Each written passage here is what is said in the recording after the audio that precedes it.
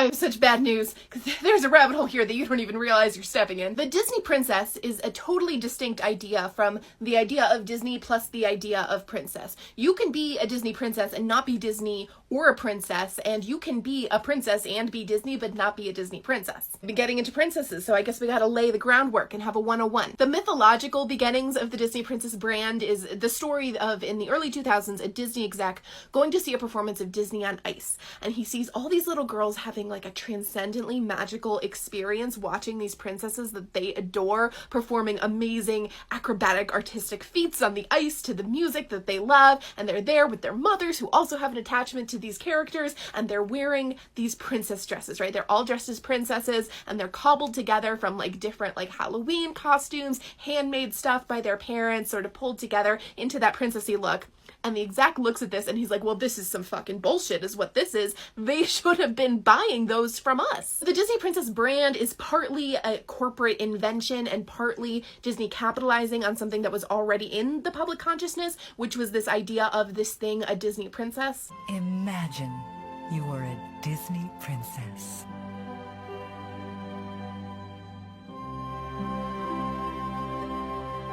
Disney Princess brand seems so incredibly obvious now that it exists that it's almost hard to explain why it's a weird and different idea, but it was. This was before everybody and their mother wanted to have a cinematic universe, right? You made a movie and then you merchandised for the movie with all the characters there, and maybe if you made a series of movies, then you could do merchandising like based on a franchise, but this was very different. These aren't just characters from different movies that don't connect. These movies are set in essentially distinct universes with different rules and settings, and the movies themselves are from not just different years but different generations, and they're in different art styles with totally different cultural contexts. But Disney said all of these characters are serving the same function for us in selling toys and clothes in the parks. They're all doing the same job. Like, they all have the same job title, and that job title is princess. And we can figure out what a Disney princess is. What are the qualifications to be one? What function does she serve? What qualities does she have to have? And then you've got a brand. They started to market these princesses in a way that was distinct from their movie of origin, right? Like, this wasn't merchandise of the movie Cinderella or Sleeping Beauty. This was merchandise of the Disney Princess brand. They started to do what real young ladies do, which is travel in packs. So you could get a set of all of the princess dolls all together, or you could buy a book or, you know, a VHS tape where they had maybe 4 or 5 of the different princesses all mixed together. And when you see Cinderella in like a sing-along tape or whatever, it's not a sequel or a spin-off to the 1950s Cinderella movie. This is Cinderella the Disney princess doing Disney princess things. This is Ariel from the 1989 movie The Little Mermaid. This is Princess Ariel, the Disney princess from the Disney princesses. And in this handoff, things can get weird. Sometimes it's stuff that's gonna bother me in a silly, goofy way, like the teal dress. And sometimes it's stuff that's troubling in a more significant way. If you look at Mulan or Merida or Pocahontas, there's just no other property like this. There's no other franchise that's analogous to the way that these princesses are like decontextualized from their stories and just like floating in this pink void, staring off into space, existing as the like prototypical version of themselves. It's weird. I'm sorry. This is why I will talk about this stuff for hours. Returning 3 minutes later to your original question about who is and isn't in the princess lineup, this has nothing to do with whether they're technically princesses, and really not a lot to do whether they're technically Disney, because Merida's in there. It's about whether they do the job Disney princess. And that is an official designation. You can go to their official website and see who's in the lineup, and sometimes they make a lot of fanfare about inducting a new member. Like, they had this whole coronation for Merida in the Disney parks. The original lineup actually had Tinkerbell and Esmeralda in there, and you can kind of see where they're coming from, that they don't fully fit the mold they were trying to create, so they eliminated them like really quick. There are a couple characters that they tried to make princesses, and it's unclear whether you could count them as having been princesses officially, but it didn't last very long, like Giselle and Jane Porter from Tarzan. They tried to make a princess. Pocahontas and Mulan were in the lineup from the beginning, and they were always officially there, but they got sidelined pretty quickly. If you look at anything from like the first 5 or 10 years of the brand, there's a good chance they're not there at all. all. There was really just 6 of them that were getting all the attention, and when you look at the full lineup now, which is now at 13, it's still that 6 getting the most attention, although Rapunzel also gets a lot of love. What the hell is this dress? Are we ever going to get to the bottom of this, or are we just going to let Disney Merch continue to gaslight us? I saw that they're doing meet and greets at the Disney parks with Ariel in her live action, like, village sequence outfit. I have not seen the movie yet. I'm very excited, but I love this outfit in just the stills that they put out, and she looks amazing in person here. It's good. It's so great. I love it. It makes me so happy until it reminds me of that stupid freaking teal dress. Because what is this? What is this? What are you wearing? And why are we continuing to let this slide? Because there's an agenda here, I swear to God, and Big Bibbidi Bobbidi Boo it's trying to lie to us. I remember, right?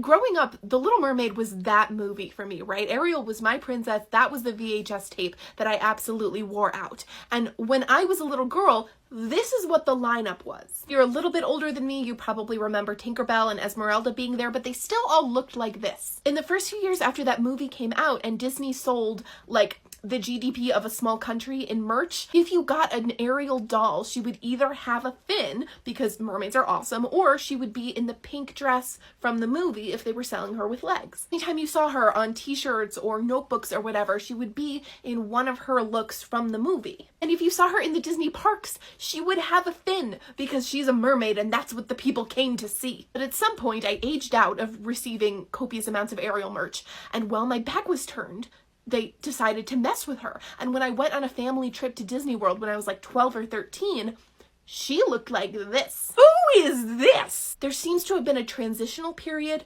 where they had her in the pink dress recolored a really light teal, and then at some point they just fully committed to that and made her this new dress with this really weird silhouette and like drooping neckline in this like violent glittery teal. And I hate it.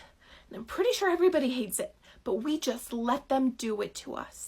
No, I've heard this excuse before. Oh, we can't merchandise Ariel in her pink dress because then she's gonna get mixed up with Aurora. We have to keep the coloring very distinct for children and their tiny brains. I could point out that in this lineup, when you have Jasmine in her teal outfit from the movie, she's wearing the exact same color as Ariel, and nobody feels like they'll get mixed up. You'd say hair color. Hair color is very identifiable and important for little kids, and they have very different hair color. Well, you know who else has really different hair color? Ariel and Aurora. But that's not even the point, because what business does Aurora have being in a pink dress in the first place? This gown is pink some of the time, because they do the little make it blue, make it pink thing, but the vast majority of the time it's on screen, it is blue, and it looks better in blue. So put Aurora in her blue, Ariel in her pink, Jasmine can be in her teal, everybody's happy. But wait, you say, what about Cinderella? Cinderella's also in blue and she's also a blonde, so that's gonna get very confusing. Cinderella's also in the wrong color! That blue is also a color made up for merchandising because in the movie, this dress is silver. It looks bluish in some sequences in the movies where they're in the shadows or in the moonlight, but most of the time, it's very clearly silver. So let Cinderella keep her silver, and then Aurora can keep her blue, and then Ariel can keep her pink, and Jasmine can keep her teal, and everything's fine. And I know some of you are gonna get in the comments and tell me they couldn't use that light silvery color for merchandising because it looks too similar to white, and it makes the dress look like a wedding dress, which is confusing for merchandising. I fundamentally don't buy this because if they're changing the color anyway, they could just make it a little bit darker and a little more glittery, and then it is very visually different. But let's say for the sake of argument, we can't have the silver dress. Fine, let's put Cinderella in blue, which bumps Aurora back to pink, which means Ariel can't be in pink anymore. But if that's the case, why teal? I got a bunch of comments that it's to match her tail. But her tail is green! Her tail is very much a true green and not the aqua teal thing they have, which, in my opinion, clashes with the rest of her coloring. Why would you introduce that new color when there is a perfectly viable option on the table already, which is purple? Purple looks phenomenal for Ariel. It's fun, it's fresh, it's different from anything else in the lineup because this is still years and years before Rapunzel. And it actually calls back to her movie outfits because a darker purple is gonna pull from her seashells and a lighter purple is gonna pull from the glittery victory dress at the end. And if you try to tell me it's not going to match the victory dress because the victory dress is actually blue, it just looks purple in the light in the scene, then you gotta put Cinderella in silver! Yes, for a little while they styled the princesses in all gold. Pre-recession was a weird time for all of us. I looked this up and it was in 2007, and from what I can tell, they only did these main 6 princesses in gold. There were other princesses at the time, but they did not include them in the redesign. But look at the one that comes right after. In the years following that little gold moment, they do a few rounds of redesign that are very detailed. Like, they really up the ornamentation and the glitter and the accessories. These redesigns are pretty horrendous, although they do integrate a lot of historical details. That makes me really happy as somebody who's into historical fashion. But that's not the point. Let's look at Ariel. It's fucking purple, baby! This is proof of concept. Purple Ariel is out there. She works. They could do it, and they're keeping her from us. Weirdly, they also put Jasmine in purple for this, and this like peacock feather motif that I don't fully understand. But overall, it's probably good that they buried this particular period of redesigns, because this is the most egregious Pocahontas. The way that Disney markets Pocahontas in the Disney Princess lineup is never good, but when they put her in 18th century European court dress, that has to be the worst. Thank you for bringing up Merida, another excellent point, because they don't start putting Ariel in the teal dress until like 2013, 2014, by which point the movie Brave has already come out and they have already started integrating Merida into the princess brand. So if the whole point of deviating from the movie designs for one of the best dressed Disney princesses ever is so that you have this clear visual distinction by color from the rest of the lineup, then what is this? And if you add to the mix the fact that Anna is often merchandised in her traveling outfit, which when she's not wearing her cloak looks like this, friends, what are we doing? Sure, a discerning eye can tell that this teal is a much deeper color than that other teal, but if you can tell the difference between those things, you can tell that this light pink is very different than this hot pink. And the whole point is that we're designing for children who are taking in like the largest dominant colors in the merchandise. So these are the starters, right? This is the current Disney Princess lineup, plus Elena Avalor and plus Anna and Elsa. This is the picture I found, but it's kind of perfect because Ariel's in the back and you can kind of imagine her wearing any outfit. Even with Rapunzel here, she would look so perfect in this lineup in a lavender gown, or she would look better even in her pink. I think part of the problem is they're so committed to having these monochromatic outfits, and this does make sense. I mean, it's all about having that really recognizable visual for like a toddler, but it does limit them because if you have a monochromatic outfit and you only have so many available hair colors, you can only mix and match those so many times before you just run out. Now, having once been a little girl myself, although with limited memories of the experience, I still feel that hair color is the most important differentiator because remember, if these are going to be dolls, the kids are going to be changing their clothes anyway. But I guess if you're thinking of something like a Halloween costume, then the color and level of poofiness of the dress is the main thing. But what I really think when I look at this is I look at these new ones, and I don't really know anything about Raya. I haven't seen that movie, but I'm pretty sure if I was a little kid that was super into Raya, I would always be able to pick her out of this lineup, even if they were in a weird redesign or had changed half their clothes and had their hair cut off or whatever, because Raya has got an enormous ass hat and a giant fucking sword. More weapons for princesses! I think when they start running into similar hair colors and similar outfits, then the game is really going to be won and lost in the accessories. What they should be doing is start doing all the princesses like Snow White and have that 1-2 color block where the bodice is really different than the skirt. They could have done that with Ariel, have a dress that's purple on the top, green on the bottom, party in the back. Okay, now we're getting to the good stuff. The case against merchandising Ariel in the pink dress is usually framed in terms of differentiation of the signature colors of the different princesses from one another so that they have a clear, recognizable, like, visual identity, and we've pretty well destroyed that with facts and logic. But there's a more interesting case against pink dress Ariel. I mean, there's the case against it that it just doesn't look very good, that the color combination isn't working, and I don't think it looks as bad as other people seem to think, but, you know, it's not the best color combo. But a couple people brought up the story context of this dress in the animated movie, which is interesting because the fact that the dress is actually from the movie is one of the major pros for merchandising in the pink dress, in my opinion. Like, that's why the teal dress annoys me so much, is because they just made it up. If you're looking specifically at the movie, you probably wouldn't think that this is the dress that Ariel should wear for the rest of her immortal existence as a Disney princess, because it's not her dress, right? It's literally not her dress in the sense that it's borrowed from somebody unspecified. It's also not hers in the sense that it doesn't truly suit her. It doesn't have a sense of ownership over it aesthetically, like it wasn't made for her or picked out by her, and it doesn't really match the things that she does pick out for herself. She looks a little bit awkward in it. I got some tags in a couple different videos about the design process for this dress and the way that the animators were specifically paying homage to dresses from from Sleeping Beauty and Cinderella and Snow White. So also in that sense, like, this dress doesn't belong to Ariel as a character. It's sort of a tribute to movies before and isn't really connected with like her specifically.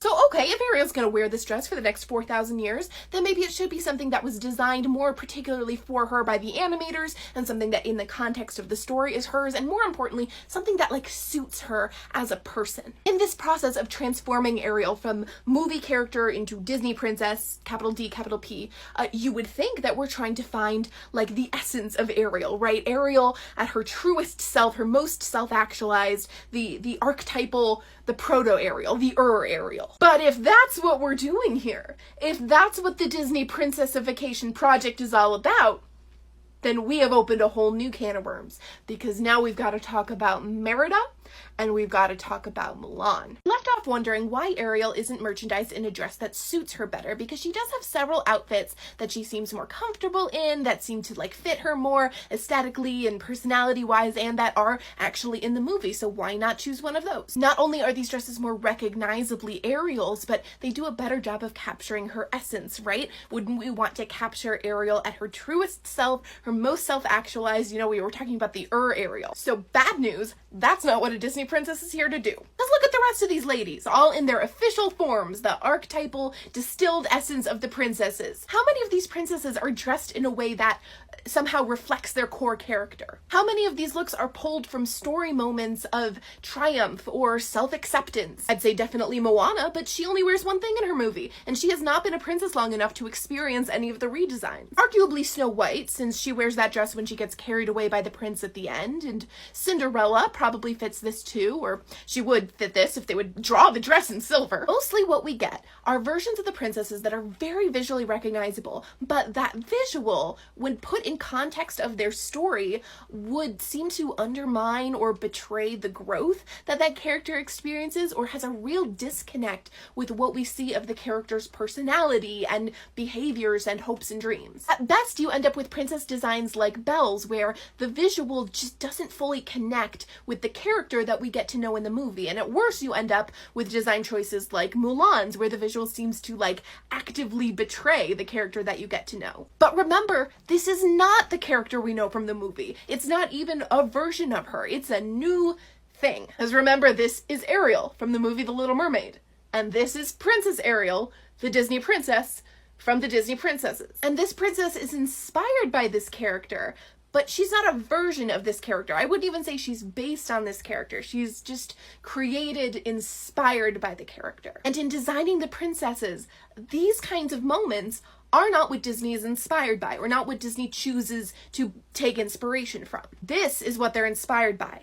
Even when she's in the teal dress, it is still fundamentally inspired by this. This is what they're going for, because always, fundamentally, this is what they're going for. Princess Ariel has a job to do. She has the job of Disney princess, and these outfits are not things that she can wear to work. And Disney can tell you all at once that the job of Disney princess is about being loyal, brave, and kind, and speaking to animals and whatever, and yeah, sure, I guess that's part of it, but the real job of a Disney princess involves a very specific relationship to traditional femininity, and it involves a very specific portrayal of acquisition as self-actualization, and it involves an emulation of the 1950s Cinderella Disney aesthetic in a way that Ariel is only going to really be able to accomplish in a dress like this. We've got to talk about the Wreck-It Ralph of it all, because Ralph Breaks the Internet broke the Disney princess brand a little bit. I referred to the princesses as floating in a pink void, staring off into space, and that's something that's always really intrigued me, because it's such familiar imagery that you don't think about it, but once you do think about it, it is so weird. The void isn't always pink. Sometimes it's like a light sparkly blue or something, but it's always the same thing. They're not standing on anything. They aren't anywhere. They're just in a void. And even though you might see multiple princesses on the same object, they aren't together. They aren't sharing the same space. We're just looking at them both at the same time, but they're not with each other. They're just separately in the void. It's one of those things that once you see it, you can't unsee it, that the princesses are always looking in different directions. A lot of the time they're all looking out. They're all looking at like the camera or the person, I guess. But if they're looking in some direction, if you follow their eye lines never cross. They're never looking at each other or looking at something together. It's such a specific visual of the princesses like stacked against each other and looking in different directions. And when you see it over and over again, like you get used to it, and it seems to be just like the natural positioning for Disney princesses. But when you look at it for more than a minute, it's really weird and unsettling and unnatural. This does make a little bit of sense from a practical standpoint because a lot of princess merchandise uses the same art over and over and over again. You want to make a new spiral notebook or whatever, okay, like put a background color, put some sparkles and like swirls on there, and then pick 4 princesses in whatever their current official art is, maybe reverse one of them and change the order a little bit, and you slap them on there and you're done. But there's a lot of Disney princess stuff with new art, with stuff that was drawn specifically for that book or that product or that video. But even when they are creating custom art for something, they still put the princesses in some sort of void, and they still do not look at each other, do not interact with each other, don't even acknowledge that the other is there. The Disney Princess brand is so insanely financially successful and seems so obvious in hindsight that, like I said, it's kind of hard to realize how weird it is, and it is strange to think that it was actually kind of a hard sell for a lot of people within the Disney company. When we think about Disney in the 90s, the long 90s, most people are going to think about the Disney Renaissance and the success that the animation studio was having with its new movies, but this was also a period when Disney was figuring out how to make money from its old movies. There was so much money to be made in refreshing and repackaging these old movies through merchandising, through the parks, through VHS releases of the old movies or of straight-to-video sequels. But there was also a lot of resistance to this, and there was the competing interest of preserving the prestige and the artistic integrity of the old stuff. This tension between accelerating and monetizing the brand and maintaining the mystique that made the brand something you can monetize in the first place, that tension is like at the core of a lot of what was going on with Disney from like the 80s through to the 2000s. This image is the result of that tension. So many of the really weird things about the way the Disney princesses operate come from the guardrails that were put on the brand in an effort to keep it from making the movies feel too cheap or too malleable. The princesses each have a strict uniform, they have a very specific art style, and they do not look at each other. Okay, great, got it. So then what is this? I have already talked for so long that we are going to need a part 2. Ralph Breaks the Internet, the sequel to Wreck-It Ralph, came out in 2018 and basically smashed the Disney Princess brand like a glass slipper on a tile floor. Or at least that was the hype it got. I think it's a little more complicated. If you have not seen the movie, I am not going to be able to adequately explain this to you, but the basic idea is that our characters are in the internet, they're within, like, the internet, and different websites and places on the internet are manifested as like physical places that they walk around to. It's very Pixar, you know, it's very Toy Story Inside Out in the sense that the idea is that like the human using the internet opens it up, and then there's like a bunch of little beings that scurry around, you know, doing their like 9-to-5 jobs to make the experience happen for you, and then when you're not using it, they're just like hanging out. So one of the main characters, Vanellope, is wandering around in the Oh My Disney like section of the internet because it's the 2010s and everything is brand synergy. Internet users can see the princesses in an interactive way doing things like BuzzFeed style quizzes of which princess are you, and then when they're not needed, the princesses are still there, they still exist, so they just like hang out together in a green room. Guys, they're in the pink void. People say this scene is meta because the princesses are all talking about, oh, we don't have moms, but that's not why it's meta. It is so much deeper than that. Like, this is an encapsulation of how Disney princesses work as a brand. I've been using the language of occupation, like Disney princess is a job, because I think that makes sense, and this is basically how they frame it here. 5 minutes, princesses. Another which Disney princess are you quiz that starts in 5 minutes. But in this void, they can see each other, they can interact with each other. While they're waiting to be called out onto a webpage, they're just like hanging out as friends. That in itself was revolutionary for the brand. There are some quotes out there from the person who came up with this idea and wrote the scene, and she talks about being so scared to bring this idea in that like, oh my gosh, this is gonna get me run out of town. Like the Disney higher ups are gonna hate this. And it wasn't because of the jokes they were making. It wasn't because they were doing this little like winking thing or the princesses were being like too aggressive or too casual or whatever. It was just the simple fact that they were all together, that they were looking at each other and talking to each other, which you are not supposed to do. The Disney company has been so worried for so long that doing things like the Princess brand that group and decontextualize these characters is going to cheapen and demystify like the original movies and like Disney storytelling at all. They have been so strict about what outfits these princesses are supposed to wear and how they are supposed to be presented in the parks. And then suddenly in 2018,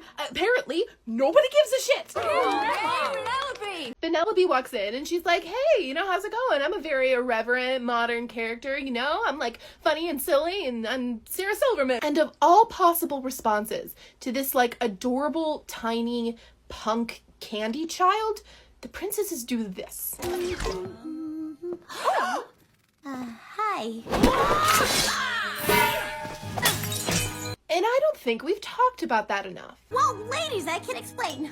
The movie treats this as very haha silly that these princesses in the ball gowns are secretly badasses, but this is not the actions of a badass. This is hypervigilance and PTSD, or else the actions of someone who literally lives in a war zone. Either way, this girl is traumatized. Now, I want to stay as far away as possible from interrogating the internal logic of this setup, because if you think about, anything about the world of Wreck-It Ralph for more than a second, you are overthinking it and it will fall apart. So I don't want to ask, how the princesses came to be in this void green room and where they go to the bathroom, even though that's always the question I have. But I do want to interrogate the characterization choices made, because there are a lot of different routes they could have gone down for characterizing these princesses, and the route that they chose is weird. The setup here has really done a wonderful job of isolating the Disney princesses from their movie counterparts, so we get a reflection and a portrayal of what it means to not be a lowercase p princess, but a Disney princess. And in this portrayal,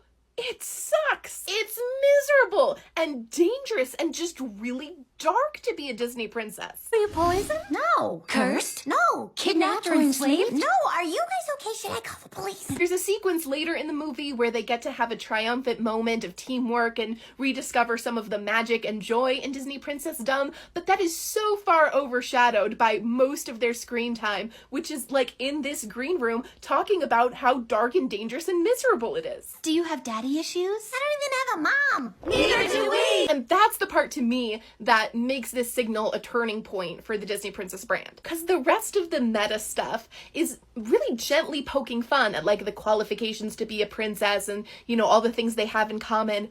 That was kind of old hat even by 2018. I would say at this point that's 10 years old. I would start that in 2007 when Disney started this thing of putting this layer of meta, self-referential, jokes and winking onto anything they made that was even connected to the idea of princesses. 2007 was the release of Enchanted, and Enchanted's whole premise has to do with the mythology of the Disney princess and that idea crashing into the real world. In Enchanted, Disney does a lot of self-parody. It does a lot of jokes about especially the older princesses and just the entire princess setup and movie structure and visual and the entire princess mythology. But it is all extremely affectionate. The movie pokes fun at princess movies and acknowledges the ways in which they might seem outdated now, but is ultimately very affirming of the princess brand and of the continued relevance of princess stories. Can't let princess movies put us in a box, sure, but also we don't have to. There will be many princess haters, yes, but ultimately these are either people who will come around to the good news of princessdom, or they are not people we should be listening to. That's the energy that carried Disney into the 2010s when it remembered how to make good movies again, and it wanted to find a balance between making fresh new princesses that felt a little more relevant, more active, more empowered, but still wanted to be able to uphold the mystique and the admiration they had for the older princesses. By the time we got into the 2010s, the Disney Princess brand had been around for a little while, and it was entering this wave of really strong criticism. And part of the way that Disney weathered that was they hung a lampshade on it, and they acknowledged and made silly references to the things that, again, might feel a little vintage about the princesses, but with a wink and a smile that made people feel really comfortable with it. But that's not what they're doing in Ralph Breaks the Internet. This isn't a little lampshade and a little joke about Snow White baking pies. This is It's like a little too real. The Disney princesses are now in this weird Whiggish era of shame and apologies, and Ralph Breaks the Internet is potentially a good example of this, but it is not the best example of this. The way that Disney is treating this brand so differently now, just in the last 5 or so years, is really well encapsulated by the live action remakes. Some of you aren't believing me about the pink void, or you're not understanding how weird this is because I've gotten a lot of comments that characters from every franchise are represented this way, and they're just not. But I was in Target today, and I swung by to see the princesses in their pink void because this is my life now, and I saw in the coloring books like a really great representation of what I'm talking about. A bunch of these coloring books were for Disney properties, so I'm comparing Disney to Disney, apples to apples here, and there is like such a stark difference between the way that they did the covers for the Disney princess coloring books versus the ones for other Disney properties. Because a lot of these coloring books are facing the same problem where they're combining multiple franchises, characters from different stories and different universes that Disney is going to want to keep separate for reasons of brand integrity. And if you open the book, the pages are all like from different stories. There aren't characters from different universes mixing within the pages, but the book itself encompasses a lot of different franchises. So on the covers, they want to show people what they're getting, right? They want to see that these are all the characters that are here, but still keep them separate in a way that aligns with what Disney wants for brand integrity.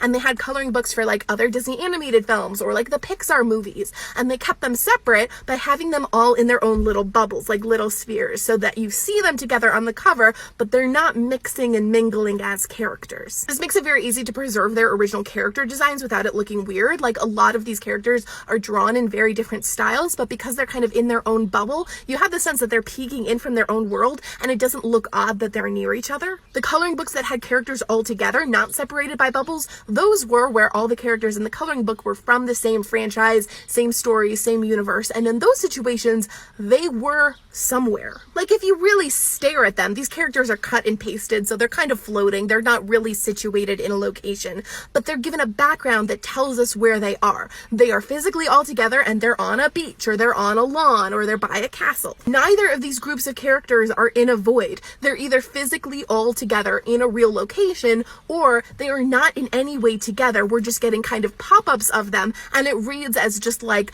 a graphic combination, not as they're all actually together. This is even true for the Frozen coloring books. A lot of comments have been bringing up that Anna and Elsa are technically distinct from the Disney Princess brand. And of course, in universe, they know each other. So we see them together. And even though these are just cut and paste images of them, they have a background that tells us they are together in a location. The Disney Princess coloring books do not do either of those things. And they are the only ones like this. There is no visual separation between them. They are stacked right on top of each other and like overlap in that very signature Disney Princess way. But they aren't anywhere. There is no physical location being referenced. They are in this like colored void. However, this picture is really different than the pictures of the void that I have shown before, because usually when I'm referencing the pink void, I'm using images that are more from like 2005 to like 2013 or so. And an important part of what makes that imagery so distinctive and so weird is that you see their entire bodies. Like you see them down to either their hemlines or their feet. And so they're kind of standing in the air. Their poses are extremely static, extremely still. They look like they're standing, but they're not all at the same level, so they're not standing on anything. They're just floating in the void. And they're not together. They're not even next to each other. They are stacked and overlapping in a way that makes them feel like they're in the same void, but also not, because they're so horribly unaware of each other. This really iconic, most extreme version of the pink void approach has kind of been phased out by this point. And now when you see the princesses on stuff, you usually don't see their feet. You usually only see like the upper 2/3 or even just 1/3 of their body. That to me already goes so far in making it much less distinctive and weird and kind of unsettling, and it actually brings it more in line with the way other characters are represented. It's really reminiscent of the way that superheroes are represented on covers, and in fact, it looks a lot like the cover of the Marvel coloring book that was in that same display. And another similarity here is that both sets of characters are depicted in motion, And that is another element that I think separates it from like the classic pink void imagery where they are so static. But still, when I look at that Marvel cover, they aren't in any kind of void. These characters in universe know each other and they are all in the same place. Even though they aren't drawn truly in or interacting with that setting, we are given a background that tells us they are all on the same city street saving the day together. There is no location referenced in the background here. It is just color. And most crucially, they're still not interacting. They are still very deliberately looking in different directions. That gives you the idea that they are not aware of each other. And that is not something that's going to change until like the next iteration of the brand. It would be easy to think that the live action remakes don't have a lot to do with the Disney Princess brand because Disney has done such a good job of keeping those two things separate in people's minds, which is kind of amazing when you think about it. But I would not have put on this tiara if I didn't think there was something here to talk about. I'm going to go ahead and put a timeline up because we've talked about a lot of different things. So thank you, Future Katie, for making this in Canva for me. Late 90s, early 2000s, they developed Disney Princess as a brand. I got a lot of comments from people that were shocked that it was this recently, and that does surprise me too. Like, it is unsettling for me to realize that I am older than the Disney Princess brand, but if you were born in a year that begins with a 1, you too are older than the concept of Disney Princess. For the first 10 or so years, they develop the brand, figure out how they want it to work, make an incredible amount of merchandise, make absurd amounts of money, all on princesses from movies that were created before the brand. Once we get into the 2010s, the brand gets a lot more dynamic, I guess. You start getting new movies like Princess and the Frog and Tangled, so they start adding new princesses to the lineup, and they also get in the habit of constantly redesigning the character designs. And this is the time when the Disney Princess is the most separate from the character that it's inspired by. They're the most visually different a lot of the time, and they're just the most separate in the way that they're treated by the company. For most of this history, there's kind of an A-team of like a big 6 main princesses that are by far the most prominent in the brand, like on merchandise. They get the most redesign. They're focused on so much more than the others. It's the 3 classic princesses plus Ariel, Belle, and Jasmine, and I think it's really significant that this is an even split between the most popular newer princesses that are coming out as the like present little kids are in the target audience for their movies and their merch, with the princesses that their parents and their grandparents are going to remember growing up with. One of the important functions of the Disney Princess branding was to draw this sort of continuity between those, and part of what made Disney Princess so insanely financially successful is it was that perfect storm of something that the little kids wanted to have bought for them and something that their parents and grandparents wanted to buy for them because they have such strong memories associated with this brand and they feel that it is this really positive, wholesome thing. If you could, for me, put a pin in those two ideas because those are going to be important.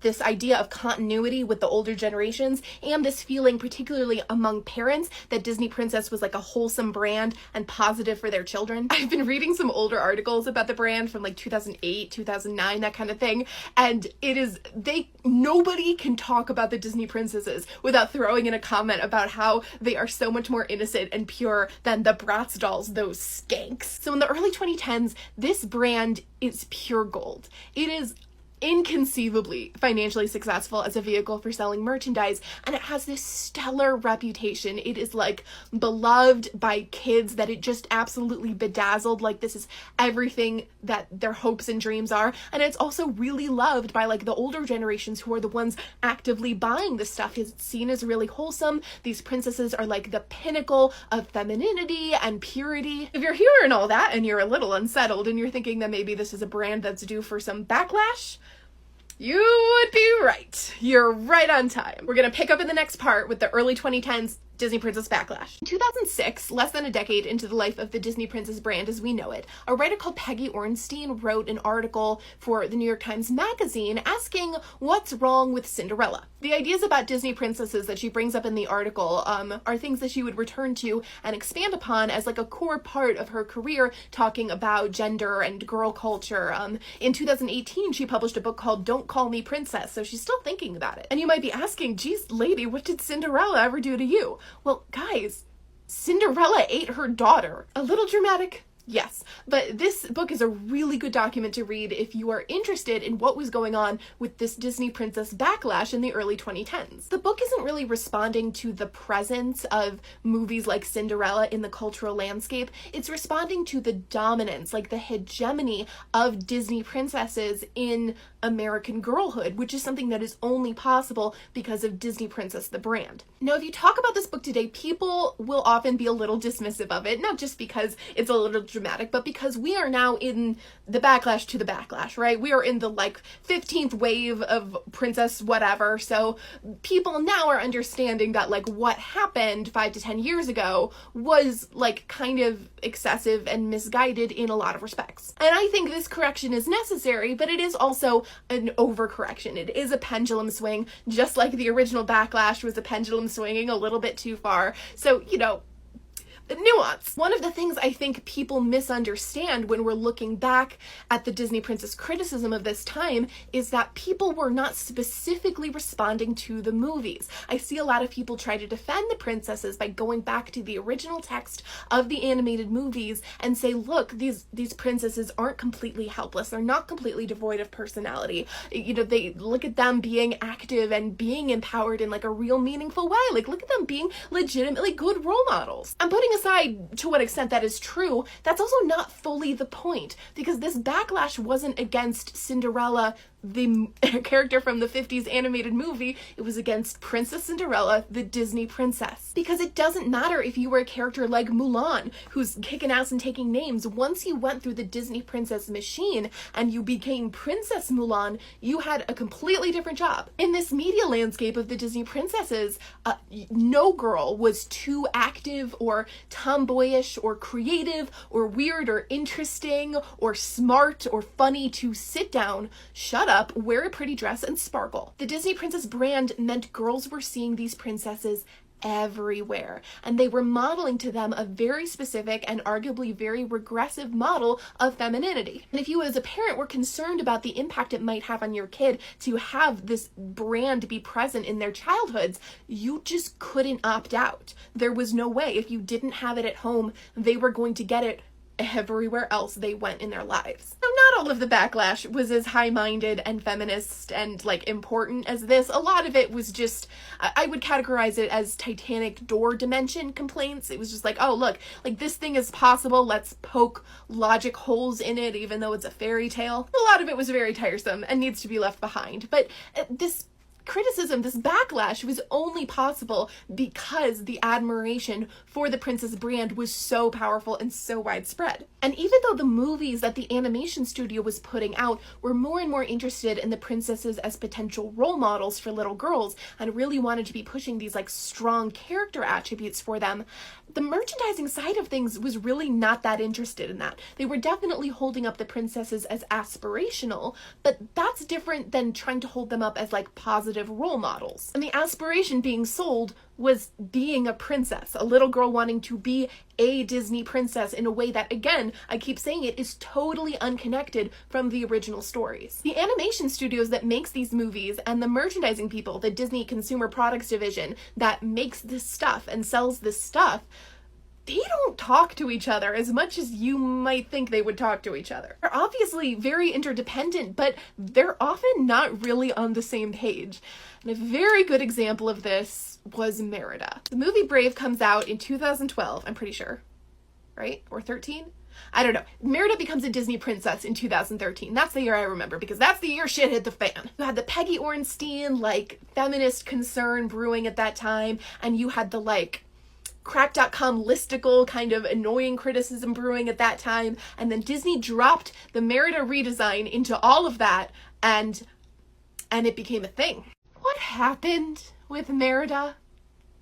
I'm glad you asked, I'll tell you. The movie Brave was great and seems to address a lot of the criticisms that people were raising with the overall lineup of the Disney princesses. It was extremely hyped that Merida did not end up having any kind of love interest, and that was one of the main things that actually set Brave apart from some of these other movies. Yes, Merida was very active and she was tomboyish and, she didn't want the restriction of the princess life and, she had a great skill in archery, but all that was stuff that had kind of been done before. But Brave really pushed it to this new place where it was entirely focused on her character development and her relationship with her family. We're not interested in having any kind of a romance involved here, and she is going to stay, even as she grows and changes as a person, stay very active, very empowered, very, very in control, like, of her agency as a character. So Pixar Animation Studios makes this movie. They figure out with Disney, Lord knows how this worked out, but they figure out that she's gonna be an official Disney princess.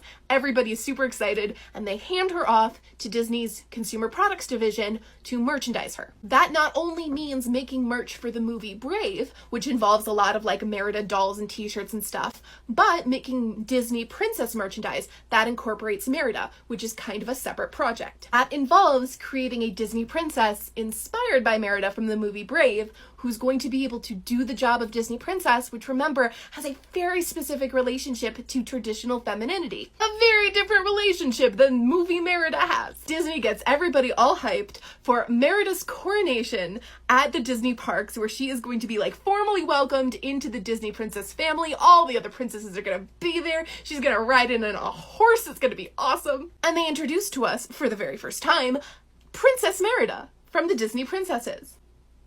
Who is this? Nobody recognizes this girl, and people are pissed. There's multiple levels of bad to this design. Like, it's bad that they chose to dress her in this dress when we all saw the movie scene where movie Merida is like so uncomfortable in this kind of dress. You know, the choices about what she's wearing and what she's doing are bad, but the execution is so much worse. There's a petition that circulates that outlines all of the different ways that she's changed from her movie design, including, you know, the ways that they've like smoothed out her curls and her eyes are bigger, and also that her waist is bigger. Like, it's bad. The worst thing has to be her pose, like the way she's cocked her hip, the expression that she's giving you. A lot of people refer to it as a come hither expression, and I'm not sure I 100% buy that, but it definitely is coy and sassy in a way that's just very different from the fire and the earnestness that movie Merida has. And this felt like a betrayal to a lot of people who felt like Brave was a movie they could really be proud to show their daughters, and that the Disney Princess brand was going to be more like responsive to what they need.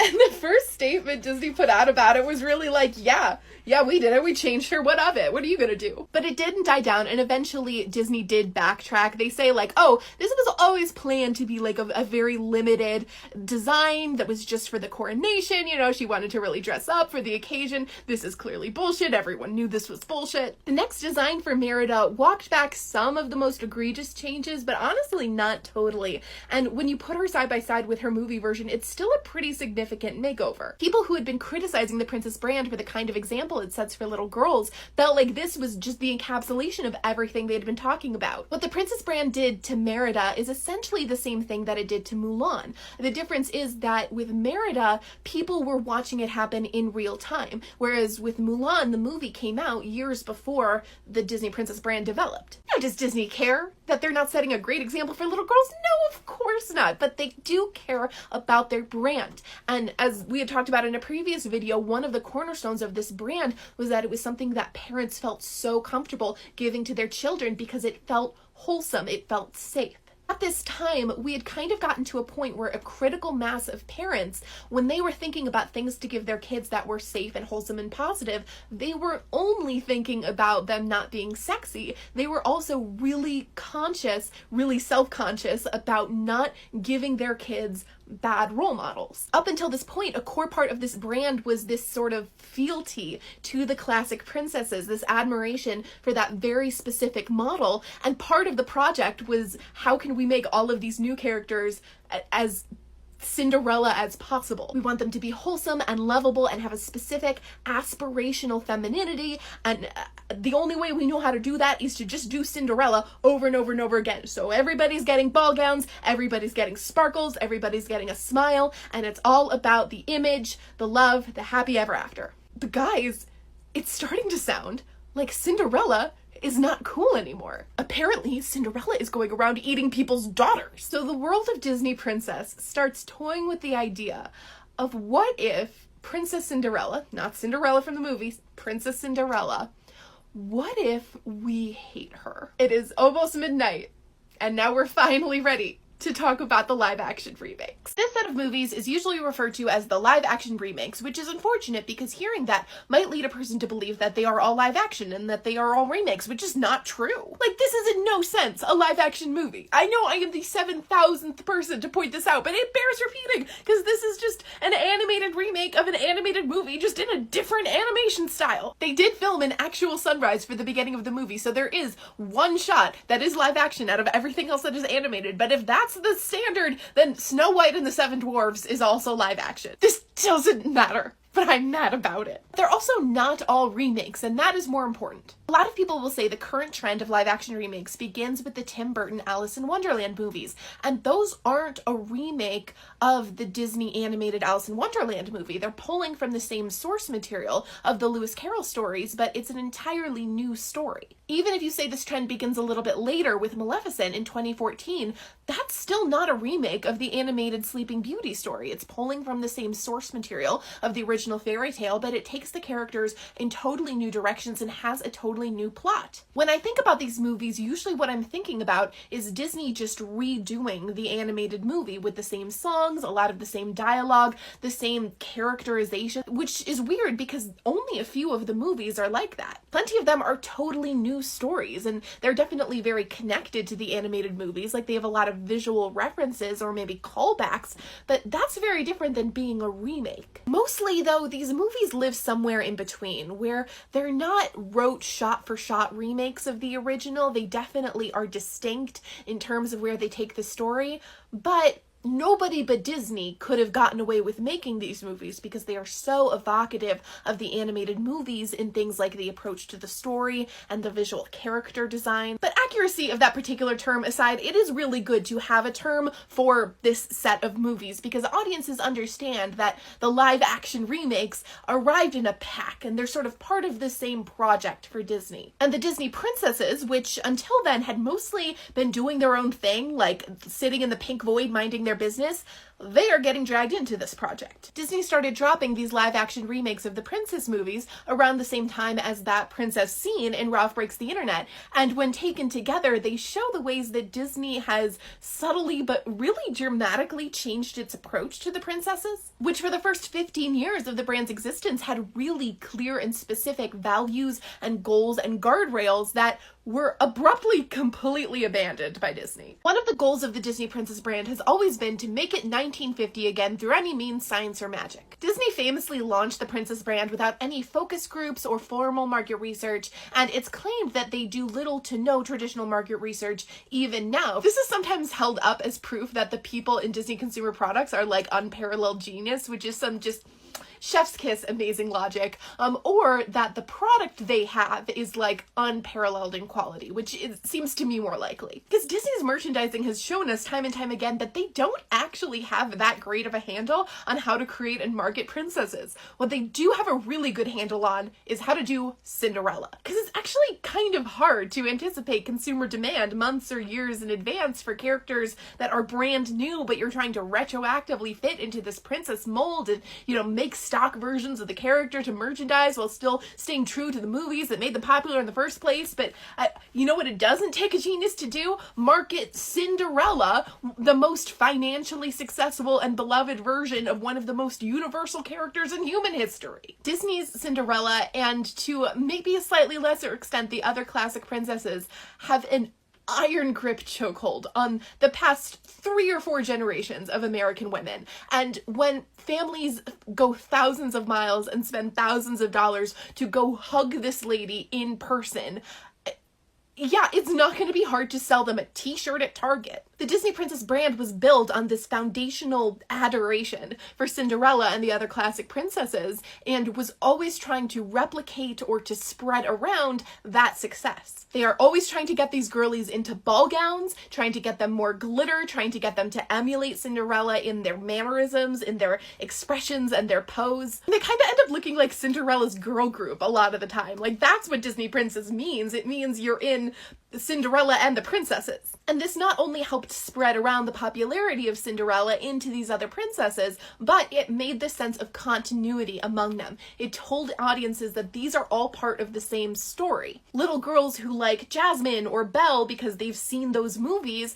are going to have affection for Cinderella and Sleeping Beauty, even if they don't really like those movies. Even if they haven't even seen those movies, they know them as a Disney princess, so they love them. And parents and grandparents who have a relationship with these classic princesses that they saw growing up are going to want to share that and pass that down to their kids and grandkids, and are going to be a lot more open to the newer Disney princesses because they're part of that same lineage. And they feel safe and comfortable doing that because the Disney Princess brand has that halo of wholesomeness, of idyllic femininity, and of sexlessness. This is the stuff that made Disney Princess worth billions and billions of dollars, so why would they ever stop doing this? Because Cinderella started eating people's daughters, and Shrek came out, and a lot of those grandparents started to die. Because the world changed and people got older, and if your whole brand is built on holding up this wholesome ideal, you are in big trouble if people start thinking that ideal is bad, actually. For a long time, Disney had been protecting this brand with a lot of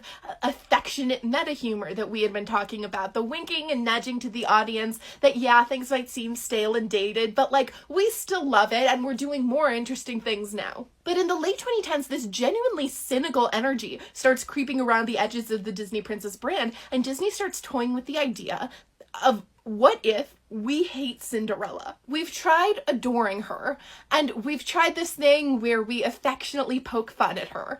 What if, actually, we think she sucks? And we see this in the Wreck-It Ralph scene, which goes way past affectionate fun poking and just openly mocks the classic princesses and frames them as ridiculous. And we see this in the live-action remakes of the other princesses, who are very different in a lot of ways, but are all trying to run as far and fast as they can from the Cinderella archetype. In the last 5 or 6 years, open disdain for the elements of Cinderella that used to be really adored in the Disney Princess brand have become like a core part of Disney movies. This is visible, I think, in a lot of Disney's brand new projects, but especially in the live action remakes, which are all uncomfortably caught between this obligation to pay affectionate tribute to the original animated movie and this self-destructive desire to just shit all over it. These girlies are so mad. They have such a chip on their shoulder, and for why. A lot of commenters have mentioned Lindsay Ellis's video essays on some of these movies, and I have definitely been thinking about these videos a lot while making this series, and I went back and rewatched some of them. And she talks about something that a lot of people have picked up on, which is this feeling that these girls have something to prove. It's present in all of them, but especially in the live-action Belle and Jasmine. I am so sorry, I know you're gonna yell at me, but I still haven't seen the new Little Mermaid, so we're gonna go ahead and excuse her from this conversation, but we have plenty to talk about here. These movies have a kind of contentious relationship with their source material, and the more they take from the original animated movie in terms of songs, dialogue, storytelling choices, the more sort of anxious and aggressive they are about distancing themselves from the original movie in terms of characterization and themes. This is a big part of why they're bad. Big part. Often people look at it as these movies are shameless cash grabs and they have no reason to exist. So the movies have to kind of justify their own existence by providing some sort of meta commentary on the original movie. So the movies have to purport themselves as fixing things, as, you know, patching up plot holes and updating outdated characterization, fixing things that are problematic. That's the framework used in like a lot of those Lindsay Ellis videos and in a lot of the discussion about the movies at the time they were coming out. And there's so much frustration there with the fact that these movies are trying to fix things that aren't broken in the first place. So for example, when new live action Jasmine sings about how she won't be speechless, it feels kind of silly or even insulting because that's absolutely not a problem that animated movie Jasmine had. You're not updating anything here, you're actually taking the character and flattening it. There was similar frustration with the Beauty and the Beast movie, which is really anxious to show us how active and progressive Belle is when that was not a criticism people had of the original Beauty and the Beast. I don't disagree with this analysis at all, but I think now there's been a few more years, we've had some more movies come out, we have a little bit more information and perspective about what Disney is trying to do, and I think that this analysis misses a really important dimension. They are not just trying to distance this live action Belle from original animated Belle. They're trying to distance her from Cinderella and from the Cinderella archetype that they built the Disney Princess brand on. Why are you telling us you're not going to be speechless? You never were speechless. When was this the problem? You know who people do feel like was speechless? These girls. I think it's fair to look at the live action remakes as a kind of shameless cashing in on the strength of the animated movie in a very similar way as the wave of straight to home video animated sequels to the Disney animated movies. Like, there's kind of a lot of similar things happening here, even though the live action movies are unimaginably expensive blockbuster tentpoles and the sequels were made with like 6 cents in a button. They're both trying to capitalize on the public regard that's already built in for these movies and the Disney brand writ large, but that public perception is really different now than it was in the 90s. Disney as a whole, but the Disney Princess brand in particular, has always been really conscious of the fact that people who buy toys and home videos for kids want to feel like they're giving the kids something that's good for them, or at least not actively bad for them. And a core part of the brand was this sense of wholesomeness, right? That these were good girls, not like the Bratz or Barbie who are skanks. These were figures that people wanted to see little girls look up to because they represented an idealized femininity. That is no longer the mainstream perception of what is wholesome or what is good for a kid. Like, that's considered fringe fundies shit now. The perfect moms on Instagram or people writing parenting books are all modeling this hypervigilance about giving kids bad role models and giving them outdated expectations about their gender roles. Now, criticism of the outdated gender roles represented by Disney princesses was not invented in 2017. Like, this has been present in the brand from the very beginning and obviously way before, but it wasn't culturally dominant among the audience. When the Disney Princess line first launched, a significant percentage of the people who were buying these toys to give as gifts were like 5 or 6 when the original Cinderella came out. That is not true anymore. And even though the Renaissance Disney princesses reflected this desire in the audience for good role models, they didn't reflect what we have now, which is an extreme anxiety about bad role models. Somewhere during the lifetime of this brand, the dominant concern went from being getting a Cinderella for the modern age to the prospect of the presence of Cinderella at all being poisonous for your children. And that is a major problem that cannot be overcome with your cute little meta in-jokes. It doesn't matter to Disney if there are still plenty of people who want Cinderella stuff. They don't want to be a niche brand for some people. Disney Princess wants every little girl in the world to have Disney Princess merch in her bedroom. And that kind of cultural dominance is seriously threatened when people start talking about whether giving this to your kid makes you a bad parent. Because Cinderella is powerful, but it turns out there are motivators that are stronger than the adoration people have for Cinderella, and those are guilt and fear. Esmeralda is a super interesting case because she's the only Disney princess that ever got fired. In the early days of the brand that now only exists in our memory and in eBay listings for old doll sets, they launched with what we think of as the original 8 princesses that have been with the brand ever since, plus Tinkerbell and Esmeralda. Now for Tinkerbell, after she was taken out of the princess lineup, she went on to lead her own franchise. The Disney fairies are an official thing the way the Disney princesses are, and they got like the new movies and stuff, so she's in all of their merchandising. But Esmeralda didn't leave for another job. Like, she just got kicked out. They took her out of the princess lineup and did nothing else with her. Esmeralda is a really cool data point, I guess, when you're talking about the history of this brand, because we're just not privy to many of the details of the internal discussions about how this brand was created, but we have this character that we know was seriously considered to have a spot in the brand, and they even tried to make a go of it, but then eventually Disney decided against including her. And that can potentially tell us a lot about what they're trying to do. Esmeralda is especially interesting to me because if you think about it, I'm sure you can come up with a ton of possible reasons why Esmeralda as a character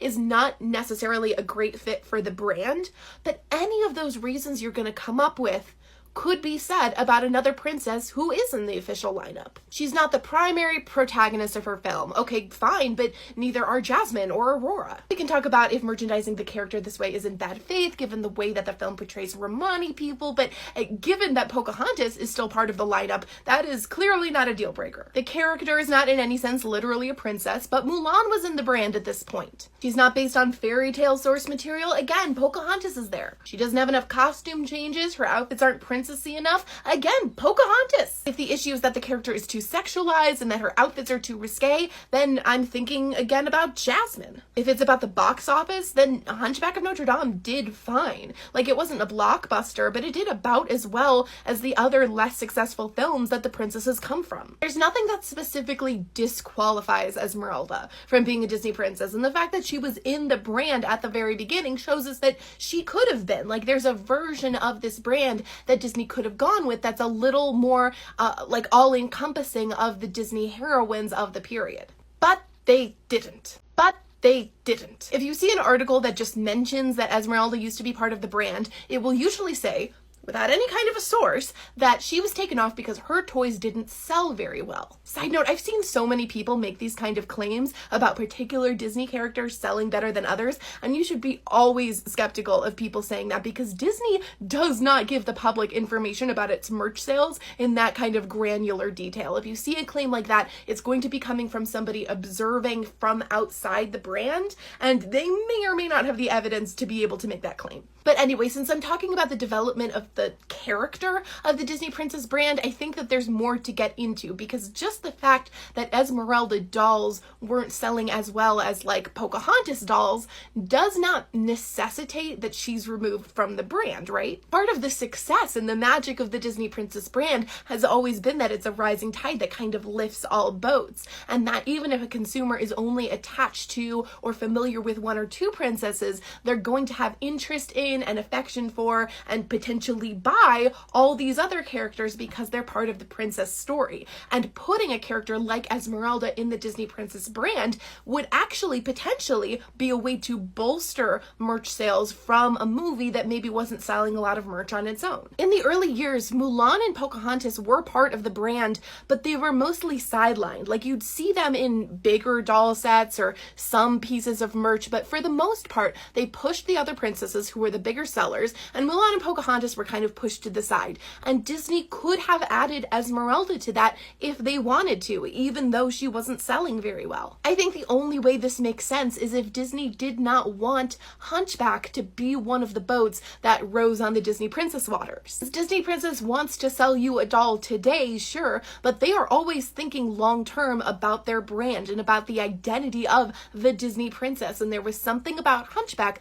and something about Esmeralda that didn't fit their vision. And while I can't know what the internal discussions about Esmeralda were at Disney, I think I can really see that she doesn't fit with their vision for the brand when I think about the foundation of wholesomeness that they were trying to build Disney Princess on. And while I might consider Esmeralda a perfectly fine role model who is pure of heart and brave and praise to God on screen, that is not necessarily specifically what they were looking for. The early success of the Disney Princess brand was really bolstered by the way people contrasted it with brands like Barbie or Bratz, which were seen as a little more mature and grown up and concerned a lot of parents that they were a little too sexy, a little too adult. And the wholesomeness being promised by the Disney Princess brand was in many ways synonymous with sexlessness. I mentioned earlier that it seems weird for it to be a deal breaker that Esmeralda is so sexualized when you could say the same thing about Jasmine, but there actually is a really big difference between those two portrayals. Jasmine is definitely sexualized more than any of the princess characters had been before, and this ties in with a larger trend of the way that Disney sexualizes the princesses of color dramatically differently than the white princesses, and this is something that I don't have time to get into now, but we'll definitely have to talk about. But for most of the movie, Jasmine, while confident in her awesomeness, is sort of unaware or uninterested in her own sexiness. Like, it seems kind of incidental to her. It's certainly not something that she's trying to encourage. There is one scene where she is deliberately trying to put on a show of seductiveness when she's in the red outfit with Jafar. Jesus Christ, Disney. But that is specifically because she is being threatened by the villain. This is a show she's putting on to make him think she's under mind control, like it's a whole thing. She doesn't want to do this. The sexualization of Jasmine is something being done to her by a villain in the story, or by, like, the filmmakers and the framing and the audience. It's not something she is trying to do herself as a character. Esmeralda knows she's sexy and she's not afraid to use it. She uses it to her advantage, she uses it to entertain, and she seems, frankly, to just enjoy it and just, like, be in her power, celebrating her body. It will always be insane for so many reasons that Disney made this movie, and they made it in 1996. Esmeralda as a character reads very much as a grown-up. She is an adult, and she's thinking about and doing adult things, and you get the sense that she knows what she's about. Like Jasmine, Esmeralda has the villain who wants her, but he is not introducing this sexual framing into the situation at all. It is already there. And when he talks about wanting her, it is in so much more explicit sexual terms. And this is so dark, but I really think it's true that in this model of wholesomeness that Disney Princess is trying to put forward in the context of, like, American family purity culture in the 90s, people are so much more comfortable with a female character being forcibly sexualized by other people than one who is owning her own sexuality. Jasmine is still wholesome and pure because at the end of the day, she's just a child minding her business. She's just a girl. It's not her fault she's sexy. Esmeralda, though, bad role model because she has agency over her sexuality and she might actually want to have sex. I hate it. This is another piece of the Esmeralda puzzle because I think I do agree with what this common thread is getting at, that status plays a really important role in the creation of a Disney princess. Because not all of the Disney princesses are technically, specifically princesses in their source material, but the ones that aren't achieve high status within their communities by the end of their movie. I wouldn't say this is exactly a matter of class or of access to wealth, although both those things definitely play a role in the Disney princess happily ever after archetype. I would say it's more a matter of what I talked about in my Mulan live action videos, which is the Disney princess ending being one of unconditional, uncompromised victory. A Disney princess fucking wins. She doesn't win a little bit, she fucking wins. She gets everything she wanted and then a bunch of other things that she didn't even know she wanted. And she leaves the haters what? Weeping. All your classic Disney protagonists have happy endings, but I think it's core to the Disney princess mythos that these are characters that experience that kind of next level, unprecedented, unimagined victory. So you have a character like Mulan, who maybe after the events of her movie experiences, you know, more wealth or higher class status or whatever. I guess we can imagine that, but that's not really what's explicitly on screen for us. What we see is that the haters are weeping, she is winning, she is achieving in a way that nobody ever even knew it was possible for a person to achieve. She fucking wins. And that kind of status within her community can be leveraged to a Disney princess crown, even though in no sense is she in any way royal. By this metric, our two retired princesses are not good fits for the brand. Tinkerbell is closer to a weeping hater than she is to anything else. And Esmeralda gets a happy ending, but it's a little qualified. The ending of Disney's Hunchback is kind of bittersweet and kind of awkward and strange, and, you know, famously is very different than the ending from the book, so that may have something to do with why it's, like, strange on such a structural level, and it just doesn't quite work for what these characters are doing. Even though Esmeralda gets a more traditional happy ending, I would never say she fucking wins. She's just, you know, good. Sometimes I think the people responsible for making dolls for little girls have never seen a little girl play with a doll. Because look, I haven't done any product research, but I myself was a little girl for quite some time. Some might even say still. And this is the realest thing I've ever heard. Disney Princess has made a lot of different dolls, but they have always focused on Barbie-style fashion dolls, usually made by Mattel. And there are lots of kids that love playing with fashion dolls the way they're intended to be used. They love swapping the clothes and brushing their hair and changing the poses. You know, I myself did that. That is certainly a thing, but that is not the sum total of the little girl experience. And these children are made of sugar and spice and everything nice, and they are also feral little monsters. They tend to like ribbons and glitter, and they tend to also be fascinated with peril and violence and fear, and if you have a toy that facilitates exploring those situations, you potentially have a great toy for little girls. Girls love to dress up their Barbies, and they also love to terrorize them, and the elements that make people say Disney's Hunchback is too adult or too dark for kids are the exact same elements that draw a lot of kids to it, and Esmeralda is like right at the center of that. Disney still sells dolls of Esmeralda. They're just branded, for Hunchback instead of Disney Princess, and they are, they're very similar to the other dolls they have right now. They're very much fashion dolls, and they just feel a little stiff to me. They look a little lifeless in the package. And obviously that's not a problem for a kid. They will take that doll and run with it and make it go in whatever bananas adventure they want. But it feels like when I look at pictures of some of these older dolls, they kind of encourage that more unbridled, feral play. The older dolls just seem like dolls that are meant to be in motion, in that like enchanting style of movement that she has in the animated movie. And there are flashes of her like expressions of flirtatiousness or like of stern resolve or whatever. And these seem like dolls that are ready to really go through it with a little girl with a taste for blood.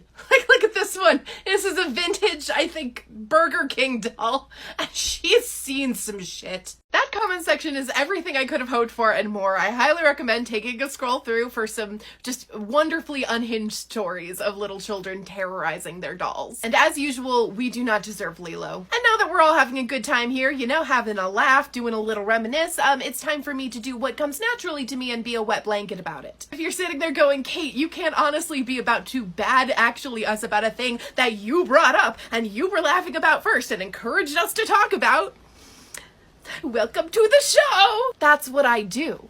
It's what I live for. Because this topic came up because I was talking about Esmeralda as a former part of the Disney Princess line. And I got a lot of comments from people talking about having one of those vintage Esmeralda dolls back when she was still a princess and absolutely loving it and being like the doll they played with all the time. And I was theorizing that that has a lot to do with the fact that her story in her movie of origin is full of peril and violence and darkness, and that's a really important element in how children play with toys. Really, all of the Disney animated movies have some element somewhere of pain and terror, and those can be the seeds of like conflict in the play for children who are really about the drama, but it's definitely way more prominent in some movies than others, and that was what I was focusing on in talking about Hunchback, that there's just more prominent violence and dark themes and conflict for that kind of like unhinged feral child play. But of course, that's not the only difference between Hunchback and most Disney movies, and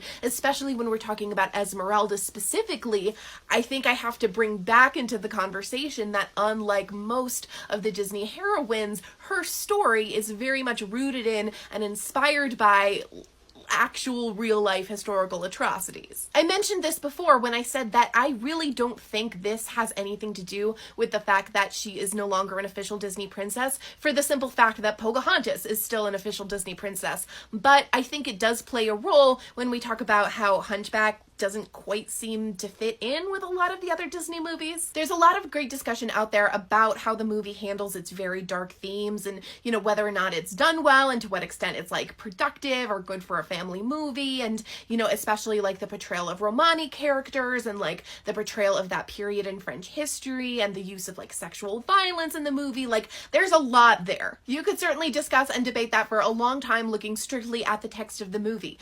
But in this Disney Princess series, I keep coming back to the idea that the Disney princesses, as they exist as like a marketing entity, are distinct from their movie of origin. These are like different things. Whether or not you find a particular character to be a good role model, her specific characterization, even things like what she wears, may or may not have anything to do with the Disney princess that she ends up being. And when we talk about dark or serious topics being explored in specifically a children's movie, especially from a company like Disney, I think it's important to remember the context that we're not only looking at the movie as like a discrete piece of art, but it's part of an entire like marketing project. Things can change a lot in the transition from movie to marketing, and stories that we might be a little uncomfortable with or seem outdated can, seem really fresh and new and lovely when they're taken out of context for merchandising. And the inverse is also true. You can have a movie with themes that you really admire and art that you really love, and then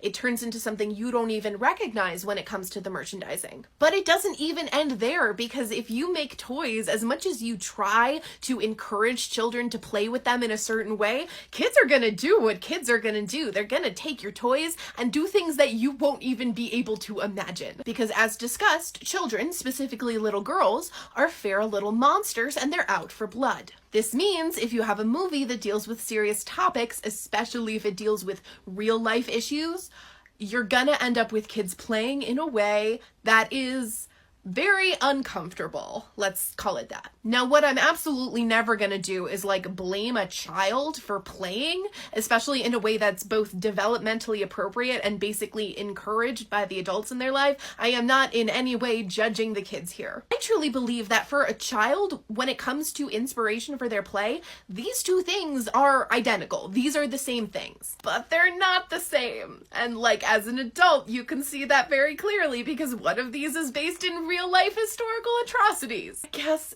piracy was a real life historical atrocity, just like less centralized, and I guess I don't know what I'm talking about. You guys know what I mean. These are different. Okay, I'll put up new ones. To a child looking for scenes to act out in their play, I think these are really the same thing. And as an adult watching a kid act that out, I would feel really differently about watching them. And I'm not saying that serious or dark or real life topics shouldn't be explored in children's movies. They absolutely should. I have the same question about it that I think most people have, which is how should this be done? And I think the merchandising stage and the play stage are things that shouldn't be forgotten in that discussion, because it doesn't matter how historically accurate or sensitive or beautiful the original source material is when it comes to these topics, it is going to end up in the hands of feral children tying their Barbie dolls to the ceiling fan. Seriously, the number of comments that referenced ceiling fans, I swear to God, none of us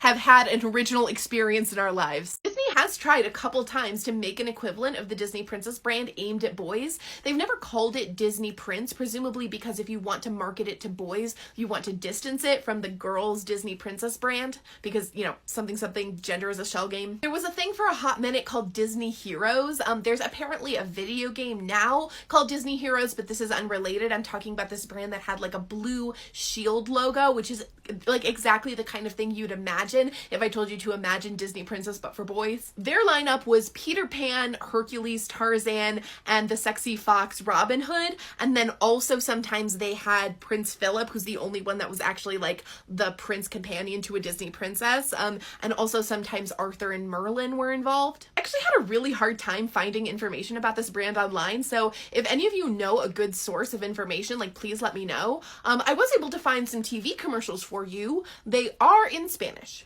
Peter Pan, el poder de la imaginación. Con mi nuevo barco nada me detendrá. ¡Con radio control! ¡Atraparé a Peter Pan! ¡Este barco es invencible! ¡Tenemos que hacernos con él! ¡Fuego, piratas! ¡Desplegad las velas! ¡Al abordaje! Nuevo barco pirata con radiocontrol por tierra y mar. There also was a thing that seems again to have been very short-lived called Disney Adventurers, which had something of a similar lineup. This one also had Peter Pan and Hercules and Tarzan. It did not have Robin Hood, but there was Aladdin, who I was actually kind of surprised not to see in Disney Heroes stuff. And weirdly, a lot of the merch I saw had Captain Hook on it as well. The Adventurers logo has a sword in it, and that seems to have been a really prominent part of the brand identity. It's kind of its like main deal. These guys all have some sort of like sword or dagger weapon that is like really out of scale with their body. And we don't have time to unpack all of that, but these brands are similar in some ways to the early Disney princess, but I noticed that they're really grounded in their movie of origin and the like specific objects and other characters and aesthetics that those movies have, compared to Disney Princess, which like really early on started pulling away from the movies. And while they're kind of in a blue void in some of the images, most of the imagery I saw is like focused on their heads in a way that's much more similar to like a floating head superhero movie poster. Neither of those brands ever really got off the ground, and Disney kind of abandoned them really quickly, and everything I read online said the same thing, which was that Disney abandoned them because at this point it was acquiring Star Wars and Marvel properties, and superheroes and Star Wars were going to fill that niche for Disney of being merchandise, toys, and apparel that they could market specifically to little boys. ¡Pisa, Peter! ¡Fantástico vuelo! ¡Y trampa en el suelo! La escalera tiene cárcel y Nana vigila a Garcio. ¡Lo rescataré!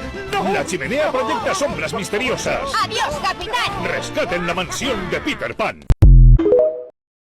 Absolutely diabolical Disney Princess activities in the Dollar Tree today. You guys are not gonna believe this. I mean, you guys are absolutely gonna believe this. Nobody cares about this as much as me. You can't all care about this like half as much as I do, because otherwise society could not function. But I care about it this much, and this apparently is my life now, because every time I go shopping somewhere, I have to take a detour and go see if they have Disney Princess stuff, so I can go see like what Disney Princess version they have, and if they have the post-2020 redesign. I was just in a Dollar Tree, and they don't usually have a ton of Disney Princess stuff, I think because it just doesn't usually come that cheap, but they do have a couple things. And they had like a jump rope that had the post-2020 redesigns, and then they had like a night light, which was hot off the presses. This was ultimate princess celebration stuff, brand new. But the greeting cards seemed to be a little bit older, and that's where things got weird. They were a little bit harder to place. They had a mixture of elements that makes me think they're from that transitional period, like in the years leading up to 2020 when they were kind of transitioning and kind of not. So they had some weird stuff, like they had the version of Cinderella that is looking like straight onto the camera, and I'm pretty sure that only existed for a hot minute because it just looks wrong. Ariel and Belle both seem to be in that 2019-ish kind of world, although Belle does have her books, but like look at her arm holding the books. I was like laughing out loud in the aisle looking at her arm. What is this? I don't know if it looks so bad because it was made so cheaply, or if they like make it look terrible on purpose because it's so cheap. But anyway, this is the thing that made me absolutely lose my mind in the middle of the Dollar Tree. It's the teal dress! And they recolored it pink! What the hell is going on? No, we can't use the pink dress from the movie. That doesn't fit in with our plans for the brand. She has to be in this like new teal dress that resembles nothing she wears in any of her movies, in design or in color, and it's terrible, and Kate hates it, but we're gonna do it anyway. But sure, we can make it pink. How is this not the worst of both worlds? Because this dress is so much uglier than the regular teal dress, but it also doesn't look like anything in any of the movies because it's still the different design and it's a different shade of pink. And if you had problems with how the light pink looks with her hair, how is this not so much worse? And I looked it up, and there's more. Like, there's more stuff with her in this horrible, horrible dress. But it's fine. It's gone now. It seems like they only kept it around for like just a minute before they did the redesign. It's okay.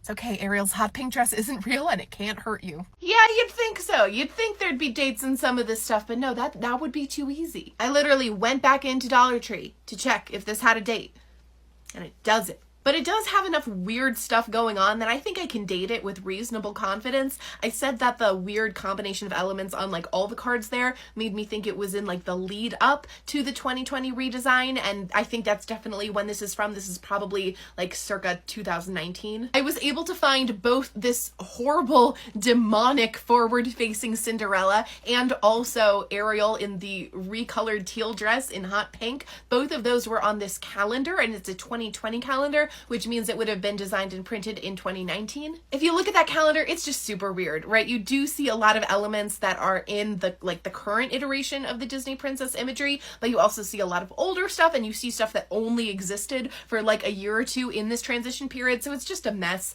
It's weird, and that makes sense because I think the Disney Princess brand was kind of a hot mess in those years. I tried to make a video about the current post-2020 redesign, but I think there's too much to cover before that because the latter half of the 2010s does seem to have been this like identity crisis period for the Disney Princess brand, and they were trying to do so much and it was a hot mess. So I think the next video will have to be about that sort of dream big princess period. They also had that at the Dollar Tree. They had some of that late 2010s dream big princess stuff. So I got this also as a visual aid. Now I have two. I can start making a conspiracy board. This is my favorite use of the pink void. I have to show this to you. I'm pulling up a lot of pictures of the Disney Princess dolls right now for a video I'm working on, specifically the Mattel dolls, so stuff that's from before 2016. Mattel made dolls for all the princesses, and you could get them all individually, or you could get a set of every single one, but usually what they sold were sets that had like 5 or 7 dolls. 7 seemed to be the sweet spot, and when they had a new princess come out, they would give her a little spotlight moment in the set, right? So the idea is your kid's excited about the new princess, and you know, you come for the new character, character from the new movie, but look at that, she's in a set, you know, she's got this little family, and look at that, it's your favorite Cinderella, and it's your kid's favorite Ariel, and look at that, you just get the whole set, and Disney Princess becomes a multi-billion-dollar brand. The system works, right? So when Frozen hits the scene and absolutely explodes and boosts the entire toy industry for like 3 years, the Disney Princess people are desperate to do this with Anna and Elsa. This is what they do, so they want the success of Frozen to spill over into the rest of the Princess brand. But the problem is, Anna and Elsa are not Disney princesses. I'm not 100% sure about this, but I have read that earlier on in the development of the movie, when it was kind of a different thing, there were plans for Anna specifically to be a Disney princess, and so maybe they were still planning for that to happen, but regardless, by the time the movie came out, they did not get the go-ahead to put these girls on the roster. Anna and Elsa were not Disney princesses, which means they weren't allowed in the pink void. But they make so much sense together, right? So as kind of a compromise, they would sell them, you know, Disney princesses and Anna and Elsa in the same doll sets, and in order to include the Frozen girls, they would build them their own sub box within the box of dolls. Instead of having their little spotlight position in the center like the new princesses got, they are quarantined out of the void, out of the Disney princess air. This is just one box. Like, you can see the handle is in the center of the box. They are physically in the same container. They have just built them their own mini box within the box. There's also a version of this where the whole box is the Disney princess pink void, and so in order to not be in the void, Anna and Elsa have their own like little bubble. They have a little carved out zone where they can have their mountain background and not be touching the pink. They're princesses, sure, but they're not princesses, okay? They're not cut out for this. They wouldn't survive in the pink void. This brand is so deeply unserious. I love it so much. Anna and Elsa are Disney, and they are princesses, and they are not Disney princesses. And if you don't know that there's a distinction there, hi, welcome to Pink Void Hell. The first video in this playlist should have like a 101 on the Disney princess brand and what's going on with that, but you may just want to leave now while you still can. Anna and Elsa are not official Disney princesses, and the question is why? And the short answer is because they belong to their own brand. Frozen is a brand that Disney works with in much the same way it does the Disney Princess brand, but that doesn't actually answer the question, because the question is like, why did they make it that way? Because it was a choice. Disney chose to keep them out of the Disney Princess brand. They did not have to. Some people will insist to you that they can't be Disney princesses because they break certain rules of the brand, but those rules aren't real. They're more like guidelines anyway. Disney itself is not bound by any external rules about what it can do with its brands. It's the one that makes the rules for the people who have licenses to make merchandise and so on. Like, there are rules, but those rules are about usage. There's no actual rules about what qualifies you to be a Disney princess. Those are all just like commonalities that people observe after the fact from the outside. I've talked about Disney princess being essentially a job that Disney wants a character to perform for them, and it's kind of like the qualifications for a job, where there is a wish list of all the things that they want the candidate to have, but ultimately, as long as you fit most of those qualifications, there's no reason you can't get the job, as long as they think you can do the job. I got a lot of comments that they can't be princesses because they're technically queens, and I know that makes sense, and I know you want that to be true, but it's not true. A lot of the Disney princesses, somewhere in their canon, become queens, and being princess for only a short amount of time in a movie still makes Elsa more of a princess than somebody like Mulan, who's in no way technically a princess. If we're gonna say Pocahontas and Moana are close enough to princesses to be Disney princesses, then Anna and Elsa 100% count. But the fact that they're both technically queens after Frozen 2 is important, and we will come back to that. Anna and Elsa seem to have all of the qualities necessary to do the job of Disney princess, and the thing that's weird about them not being included in the brand is that they kind of are doing the job of Disney princess. Anytime Disney makes a set of identical dolls of all of the princesses, they're also going to make one for Elsa and one for Anna. The exact same license holders and manufacturers are making the exact same products for Disney princesses and for the Frozen girls. They do the exact same work that Cinderella and Belle and people have been doing for a long time in the Disney parks, in sing-along videos. It makes sense that a lot of people are surprised to hear they're not official Disney princesses because they're with the Disney princesses all the time. And it's notable that they put them so close to the princess brand because, as we observed, it's actually kind of hard to hang out with the Disney princesses if you yourself are not a Disney princess and can't survive in the pink void. It's like trying to be friends with a fish. Like, at least one of you is going to need specialized equipment for you to even hang out together. As the years have gone on, I think, just anecdotal observation, that they have been pushing these brands closer and closer together, so much so that it really wouldn't surprise me if a few years down the line, they actually did combine them into one brand. Already, they are doing the bare minimum to keep them apart. I was looking at some of the newer Disney Princess and Frozen combo stuff, and like any way that they can get away with eliminating the separation between these two brands, they will. They'll either do them all in an artistic style that like lets them get away from putting them in the same plane, or they will like splice them together in such a way that the division between Frozen and the rest of the girls is not obvious to you. Freaking fascinating, weird stuff. And there's a turn of phrase I started seeing all the time from just the past few years. They will always say, your favorite Disney princesses and Frozen queens. Disney princesses and Frozen queens. You know, it flows together. There's a distinction, but they're all sort of part of the same family. I truly believe the fact that they can call them the Frozen queens is a happy accident, that just is where the story went, that they're both technically queens, so they can call them that in a way that like flows a little nicer when you say it.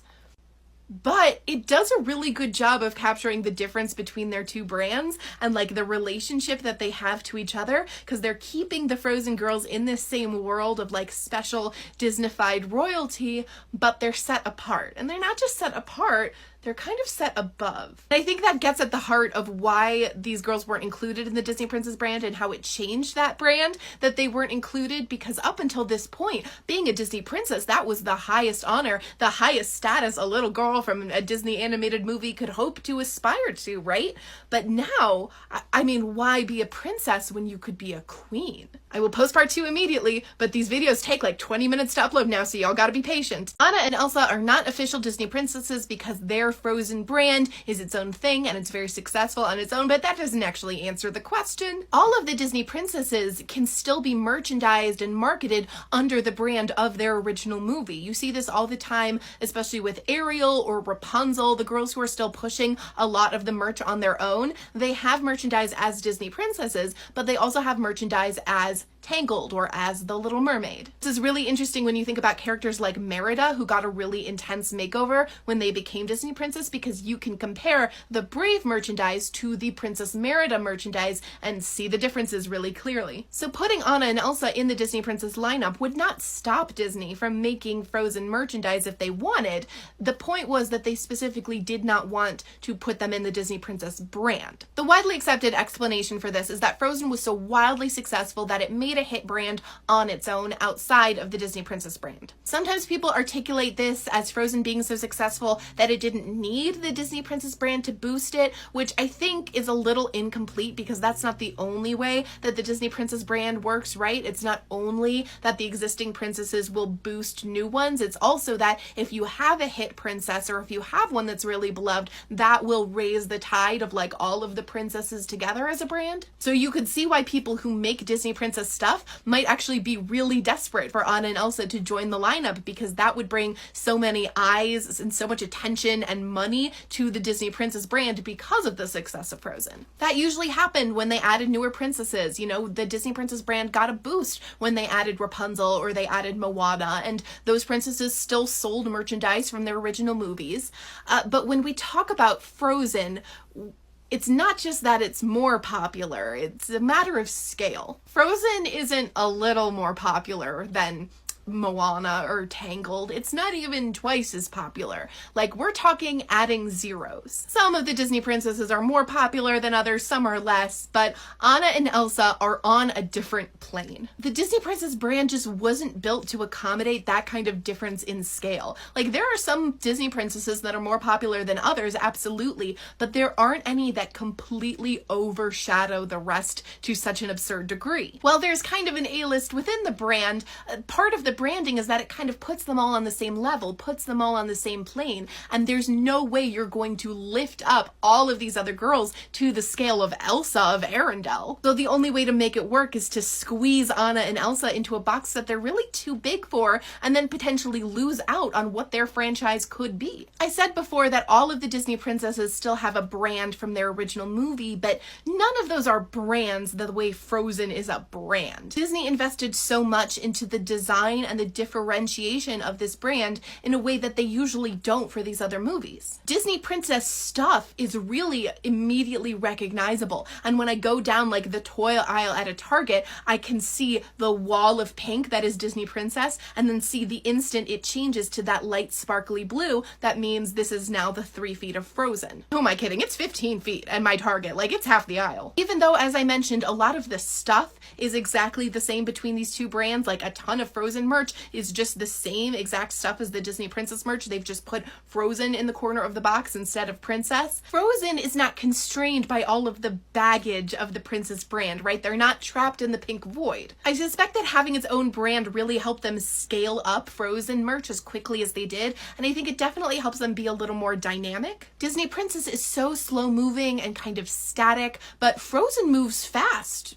Ironically, Disney princess really stays away from any evolving canon of these characters. It's not responsive to like the straight-to-home video sequels or the TV animated series, and honestly, it doesn't always even respond to things that happen throughout the course of the movie. It wants an extremely static, archetypical version of the princess to freeze like that forever. And this is a little easier for them to do because the Disney princesses don't get theatrical sequels to their movies. But Frozen got a sequel, and the Frozen brand was very responsive to Frozen 2 and changed how they look on the box and changed how they refer to Anna and Elsa as queens. It really feels like a living brand, which is part of why I'm surprised really that there's only been one Frozen sequel so far. Frozen stuff is also extremely faithful to the movie. These girls did not get a redesign to be merchandised, and they are not like decontextualized from their movie the way that we see with the princesses. The Frozen brand is very invested in the movie Frozen and everything about it because, I mean, at the end of the day, it was the movie that was the phenomenon. This is a great point when we're talking about Anna and Elsa versus the Disney princess lineup.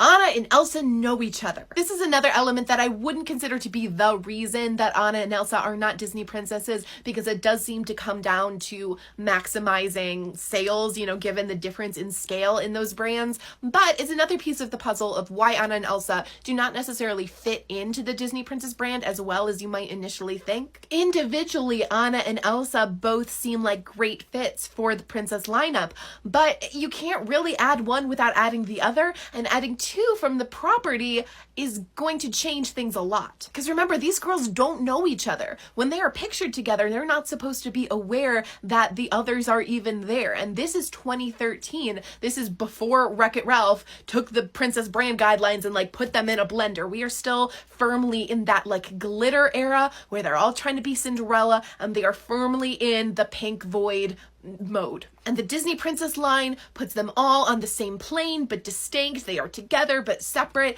And once you add two that are sisters and interact so much, that really throws off their ability to play it that way. Disney princesses, again, pre-Wreck-It Ralph, don't have friendships with one another, and they also don't have conflicts with one another. There's no drama to be had there, and Anna and Elsa are nothing but drama.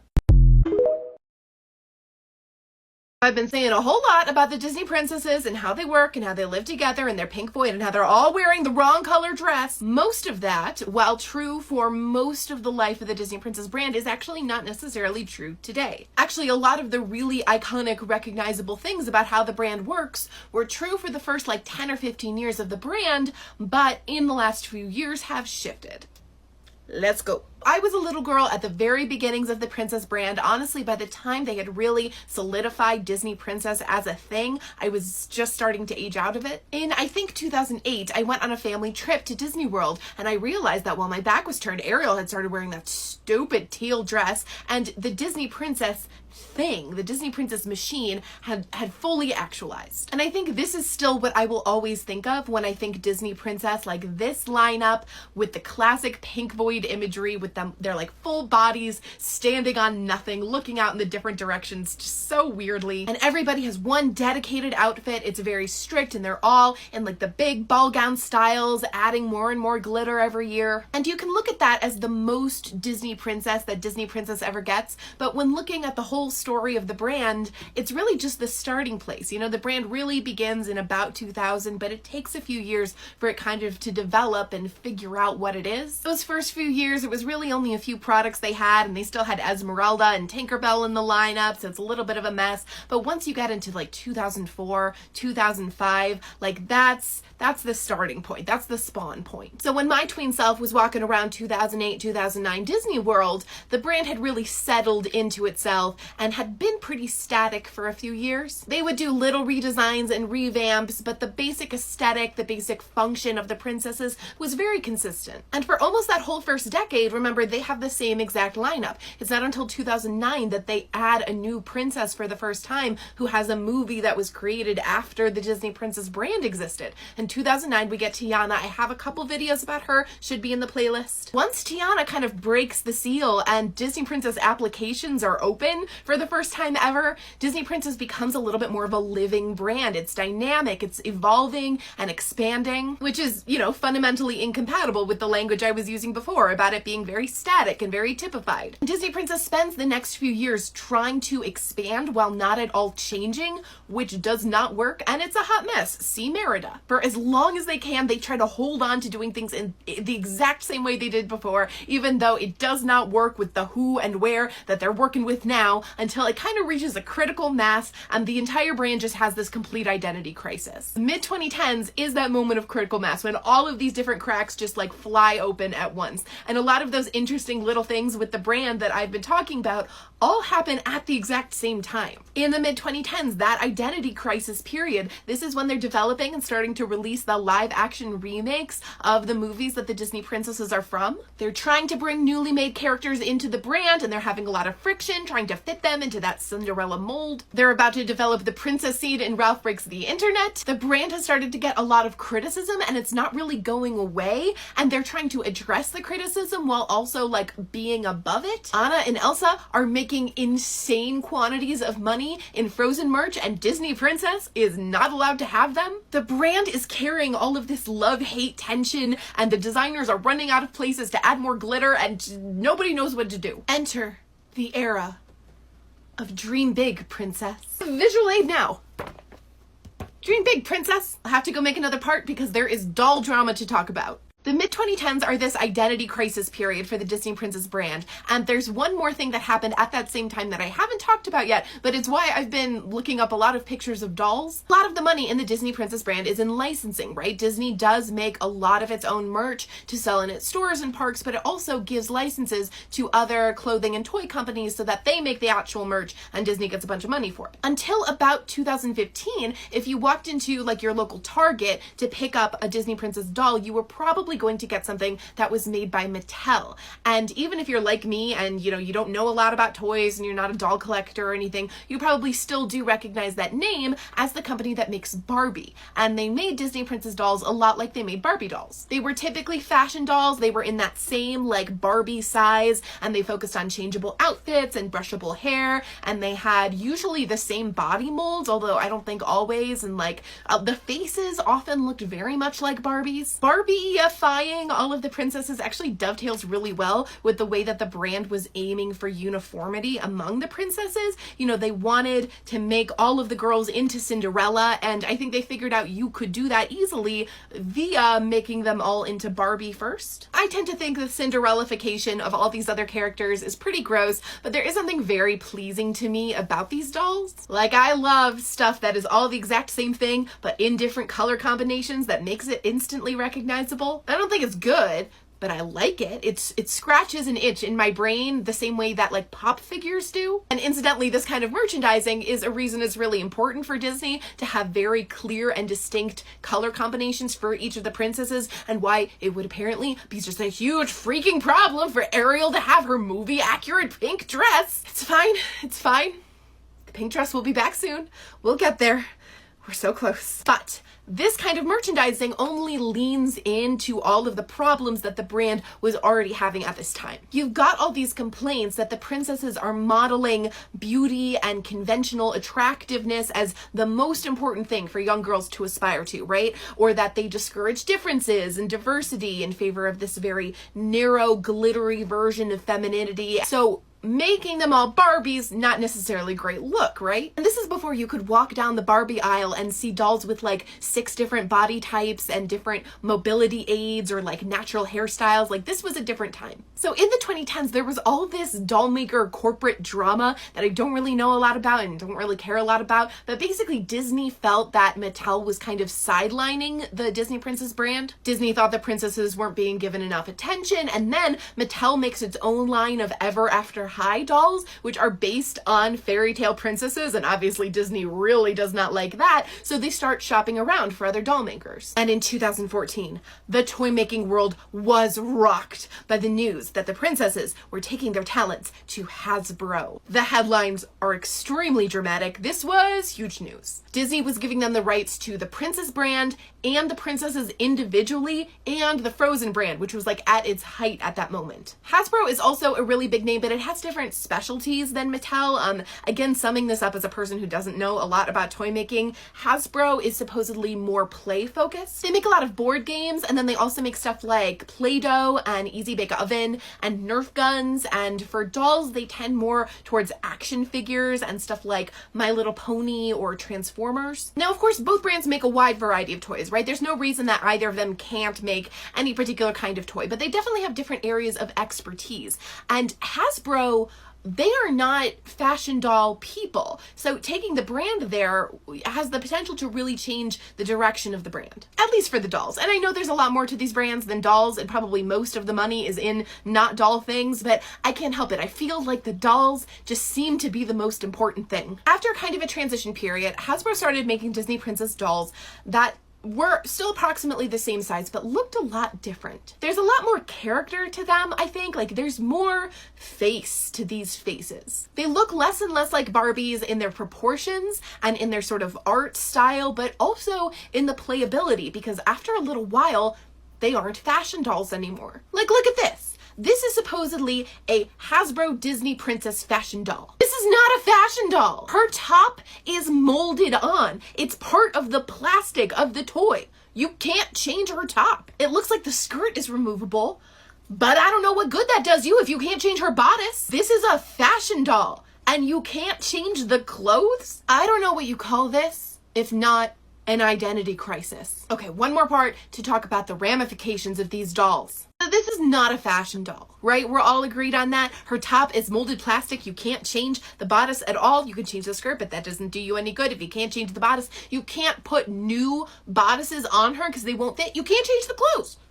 You can't change the clothes. It's not a fashion doll. I don't know what kind of doll it is. I guess it's an action figure of some kind. I mean, I guess it's still technically a doll, and it will work for a lot of the ways that kids play with dolls. I mean, as we discussed, little girls are feral little monsters and they're out for blood, and this is still a doll that you can tie to the ceiling fan or, you know, have her walk in on her prince cheating with her with the nanny or whatever. Like, still perfectly works for a lot of those play scenarios, but she's a princess, and you should be able to have her do all those things in different ball gowns. It makes sense that you would want to make a bunch of different kinds of dolls of the princesses, but at least some of them should be fashion dolls, and with Hasbro they weren't. Now, there definitely still were fashion dolls of the princesses being made at this time, especially if you were getting them direct from Disney. Disney usually wants to be able to be the one to sell you the most high quality and most movie accurate version of a character, and you know, they're not affected when they switch around the external licensing, so the Disney store dolls stayed pretty much the same, and you could still get good fashion dolls from them. But in terms of your average parent shopping at a Walmart, the dolls that you actually see on the shelves, that started to change. Now, like I said, the reason that they switched from Mattel to Hasbro is for corporate business nonsense reasons, and I'm sure that there are some corporate business nonsense reasons that they changed what kind of dolls they made with Hasbro. But look, this brand was not struggling. Hasbro was not struggling. They didn't have to do this. I feel like that's the refrain I keep coming back to when I talk about this brand. Nobody made them do this. It is unimaginable to me to have the Disney Princess license to make dolls and not make fashion dolls. And I'm not sure why you would make that kind of a dramatic departure unless you're thinking about the way that these toys function in your brand. Or you're just, I don't know, that bad at your job. Because this did change the way that the toys functioned in the brand. Making the dolls this way discourages play that focuses on outfits and transformations, which was always a big part of how the princesses worked. It moves you away from selling additional outfits and accessories as part of the way that the brand makes money. And I think it also serves that goal of character integrity that Disney is always so freaking worried about, because you can't put these girls in each other's outfits, and you can't easily confuse your Cinderella with your Barbie doll. So the licensing switched over in 2015, but of course it takes a couple years for things to go into production and hit shelves. So like your everyday Walmart shoppers that I was talking about aren't really going to start seeing the effects of this until more like 2016, 2017. So this change is really hitting at the same time as all those other things I've mentioned. It's the same time as the Wreck-It Ralph scene. It's the same time as the live action Cinderella and Beauty and the Beast and Aladdin. It also coincides with a round of design adjustments they gave all the princesses in, I think, 2015. They would do a redesign every couple years, and some of them were a lot more dramatic than others. This is one of the less dramatic, but I think it's still clear when you see them side by side that there is a difference. And I'm making note of this because up until this point, every round of redesign had made the princesses more glittery, more detailed, more modern. And this is the first one that actually pulls back a little on the glitter and that sort of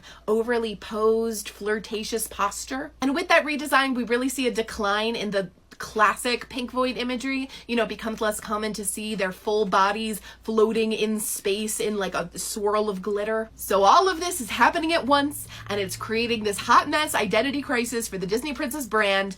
And this is when they give us the Dream Big Princess campaign. And Dream Big Princess sounds like a nice thing to put on a Rapunzel bedspread, but it's actually the beginning of this really huge shift in the Disney Princess brand that takes us all the way through to where it is today, which is the brand adopting the language of a gender equity nonprofit and claiming to save the world. Is Cinderella actually the most popular Disney princess?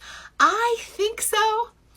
And my source for that is I think so. In one of my videos, I called the Disney Cinderella, I believe, the most financially successful version of one of the most popular stories in human history. And that's, I think, clearly true, and that's like measurable and stuff. And I think Cinderella's position in popular culture is self-evident, you know, how dominant she is. But is that something we could measure? If we were to say she is the most popular and the biggest Disney princess, what does that actually mean? That's an interesting question to me, because I don't know. Now, since these princesses all come from movies, box office revenue is going to be something that people will bring up because it's obviously very measurable, very easy to compare.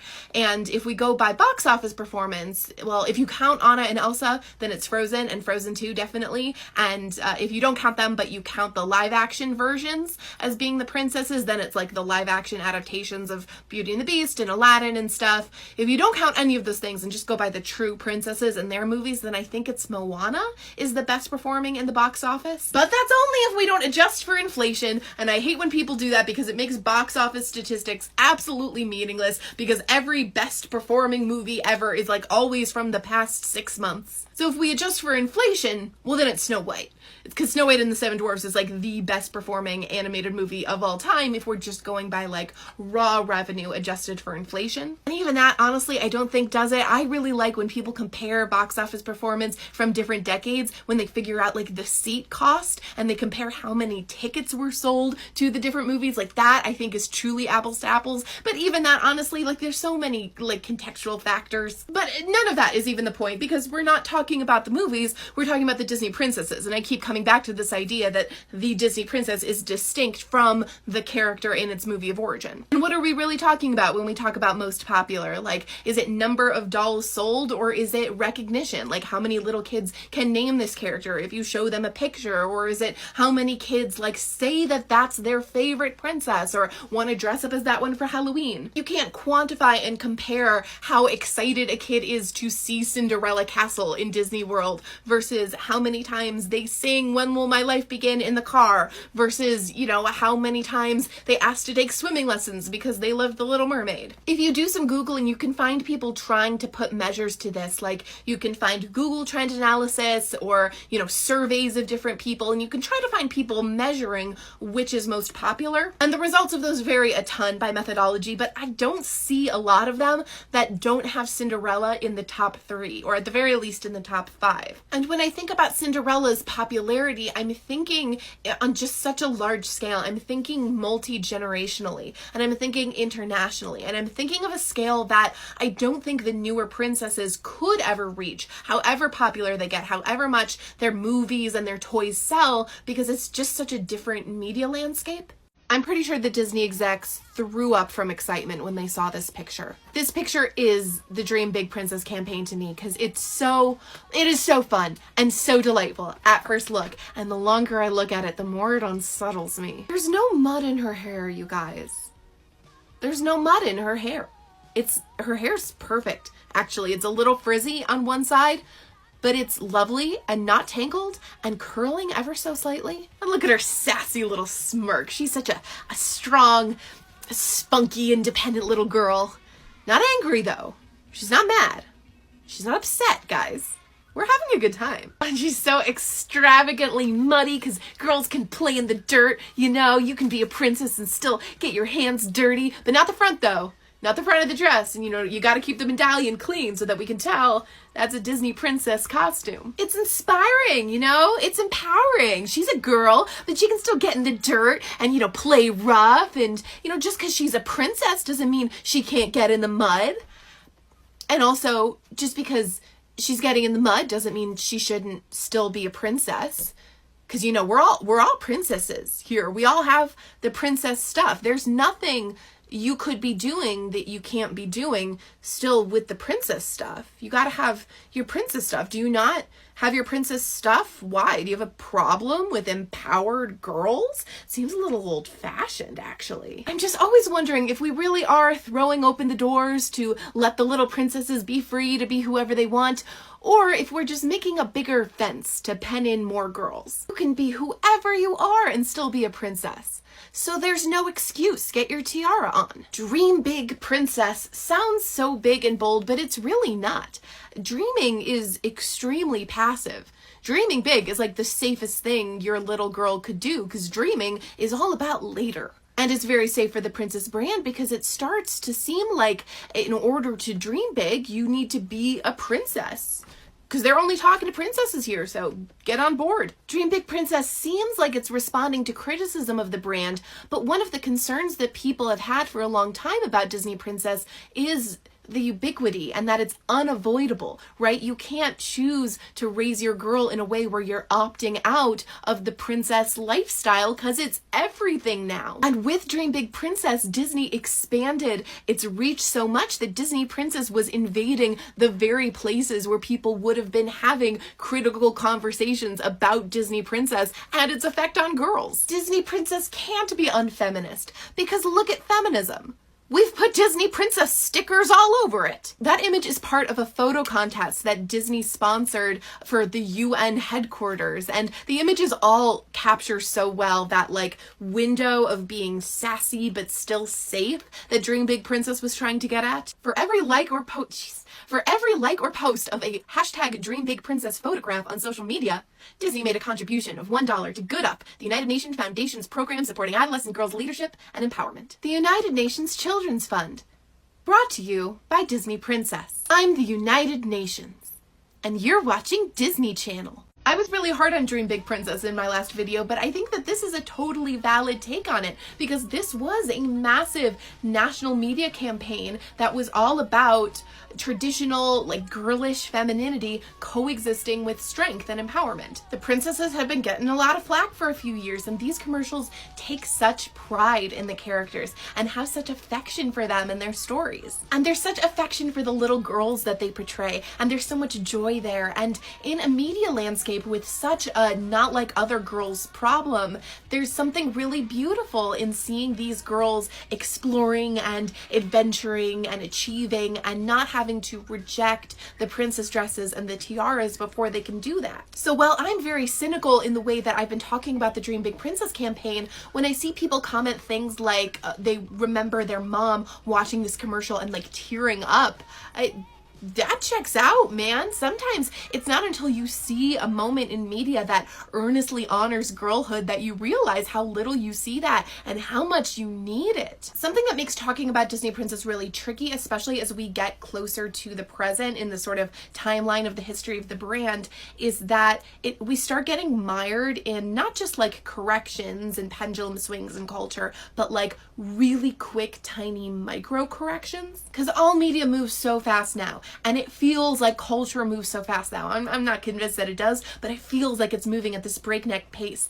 And especially when you're talking about media for children, there are all these millions of micro generations that are going to have different experiences with it. Because if you were 5 years old when The Little Mermaid came out, you just have a different experience with Disney Princess than if you were 5 years old when Aladdin came out, even though those were so close in time. And in what I just said about how the Dream Big Princess imagery might be needed, and in what I was talking about in my last videos about why I'm cynical of it, I keep talking about like what we're missing, what we might need more of, you know, what it might be a relief to see because of the way that the cultural waters are at the moment, and that is just kind of impossible to pin down. We are influenced every day by the macro level, like major cultural trends, and by these like micro level, you know, a few years at a time, pendulum swings in different directions.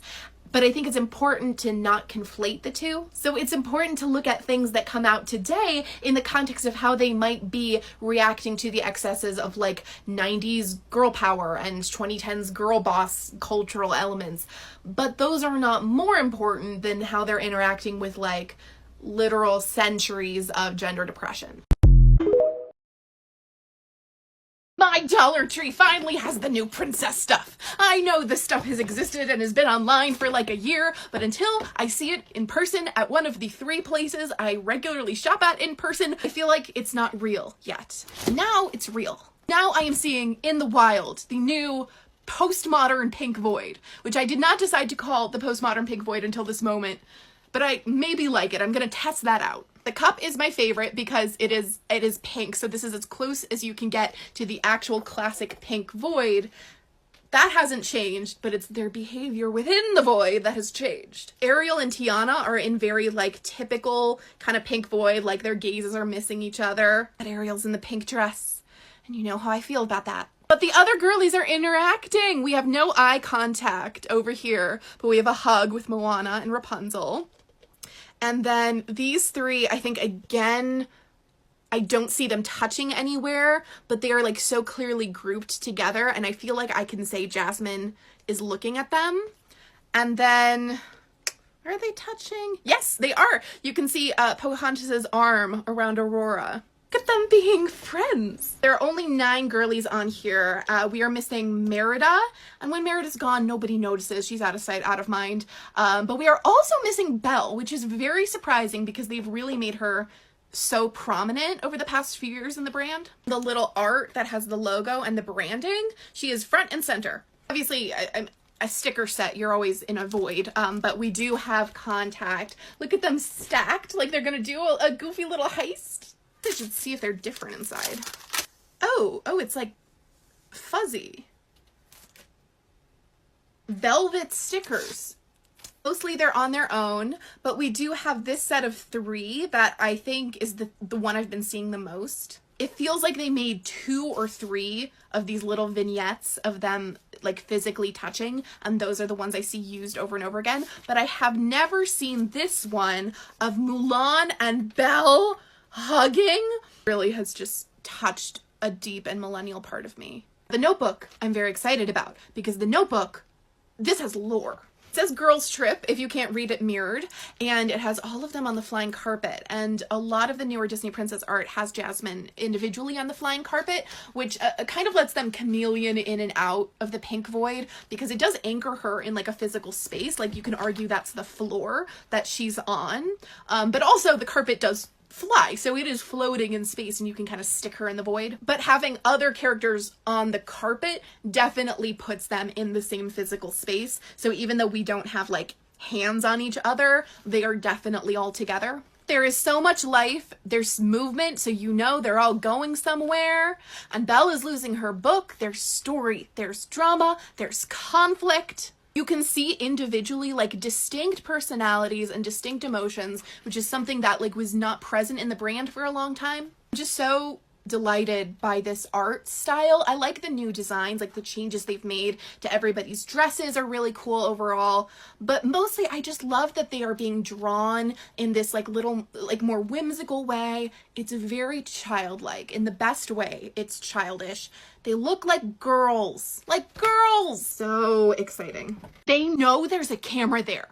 I'm not kidding. In a lot of the newest Disney princess art, the princesses are aware that they're being watched, that they're being viewed, and we gotta talk about that. Now, in a lot of it, they don't. A lot of it is scenes like this where we're just watching like a scene as it happens, and even though they're kind of looking out, this is just capturing a moment, and this is how like most characters that exist in a same universe are depicted on merchandise, right? They might draw them in a particular circumstance, but it's like a candid moment. But a lot of it is not a candid moment. In a lot of it, they are all together in the same space, and what they're doing is not an activity. What they're doing is posing for a picture. The difference between this and this, okay? This, like, they happen to be kind of looking towards you, but not with any particular intention. This is you posing with your friends for a picture. And I think it's especially clear when they're doing things like winking, when they're making faces, when they're doing heart hands, when they're doing things that feel like a casual, fun selfie with your friends. They are repeating behaviors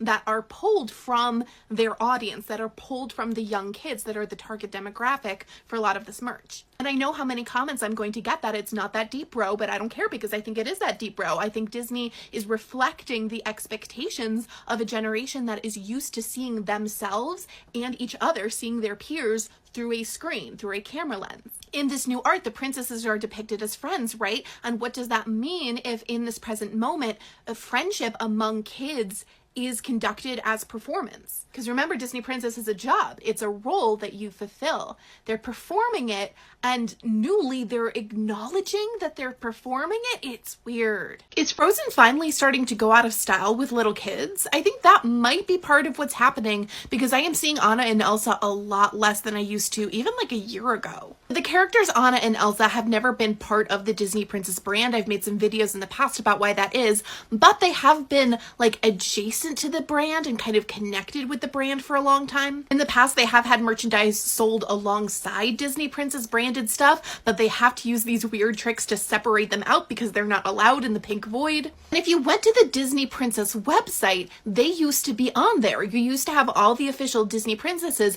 with the pink background and the new like geometric style they were working with for a while. And Anna and Elsa would be there too. They would just be on a blue background and would have these slight stylistic differences in how they were presented, and they were never technically called Disney princesses. This was the era of like your favorite Disney princesses and Frozen queens. And I've speculated that maybe Disney has long-term plans to bring Anna and Elsa into the Disney Princess brand because, I mean, it's such an obvious fit, and Frozen was originally intended to have a Disney princess. They seem to be going in that direction for a while, but not anymore. Anna and Elsa are not on the Disney Princess website anymore. They don't seem to be in a lot of the newer merch or princess like world projects. And anecdotally, I don't see them around as much anymore. Whenever I'm in a Target or something, whatever I'm shopping for, I'm gonna take a detour and look at the princess stuff to see if there's anything new, because this is my life now.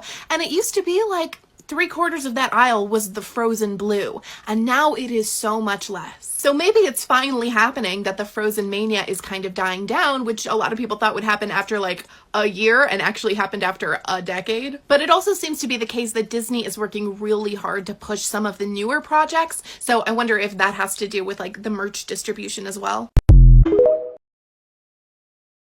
I would never do that. She is a child. Cinderella. Cinderella retelling. 80s mega musical. Downton Abbey. Taylor Swift. Nancy Drew. Watching more Cinderella. Chronicles of Narnia. Kind of a hot mess. I'm developing a theory. Ken Burns Civil War. Picture pocket Barbie. Corset top. No, it's not. I make the rule. It's gonna be fake pockets. Cinderella. Taylor Swift historical costuming. It looked terrible and I sued everyone. Musical. Soon I'm not gonna have the funny haha sex number anymore. Holy fuck. It's a historical romance, and it rocked my shit. Because there's sex involved. I want to make a pretty dress. Outlander is special. Lady, you have 8 children. Count them again. You don't know how long I'll talk about this. Boy, was it the Ford administration. I'm so happy. I'm so happy. I'm so happy. I'm so... Bridgerton musical. Oh man, dance time! Just a little bit of poof in the back. Why? Weirdest episode of television I've ever seen in my life. You're hurting my feelings, and you're also wrong. The Cinderella story, that Bridgerton season 2 of The Great. Psych! Every Bridgerton couple is a Taylor Swift couple. Show is actively killing me. What were they doing? Bridgerton. 3-tier rolling cart. The most batshit thing I've ever read, and it is so good. Cinderella. 9 Cinderellas. There's YA authors launching an NFT fanfiction Ponzi scheme. Belle Sport Mode. Ugly Stepsisters. Big wedding set piece finale. 3-tier rolling cart.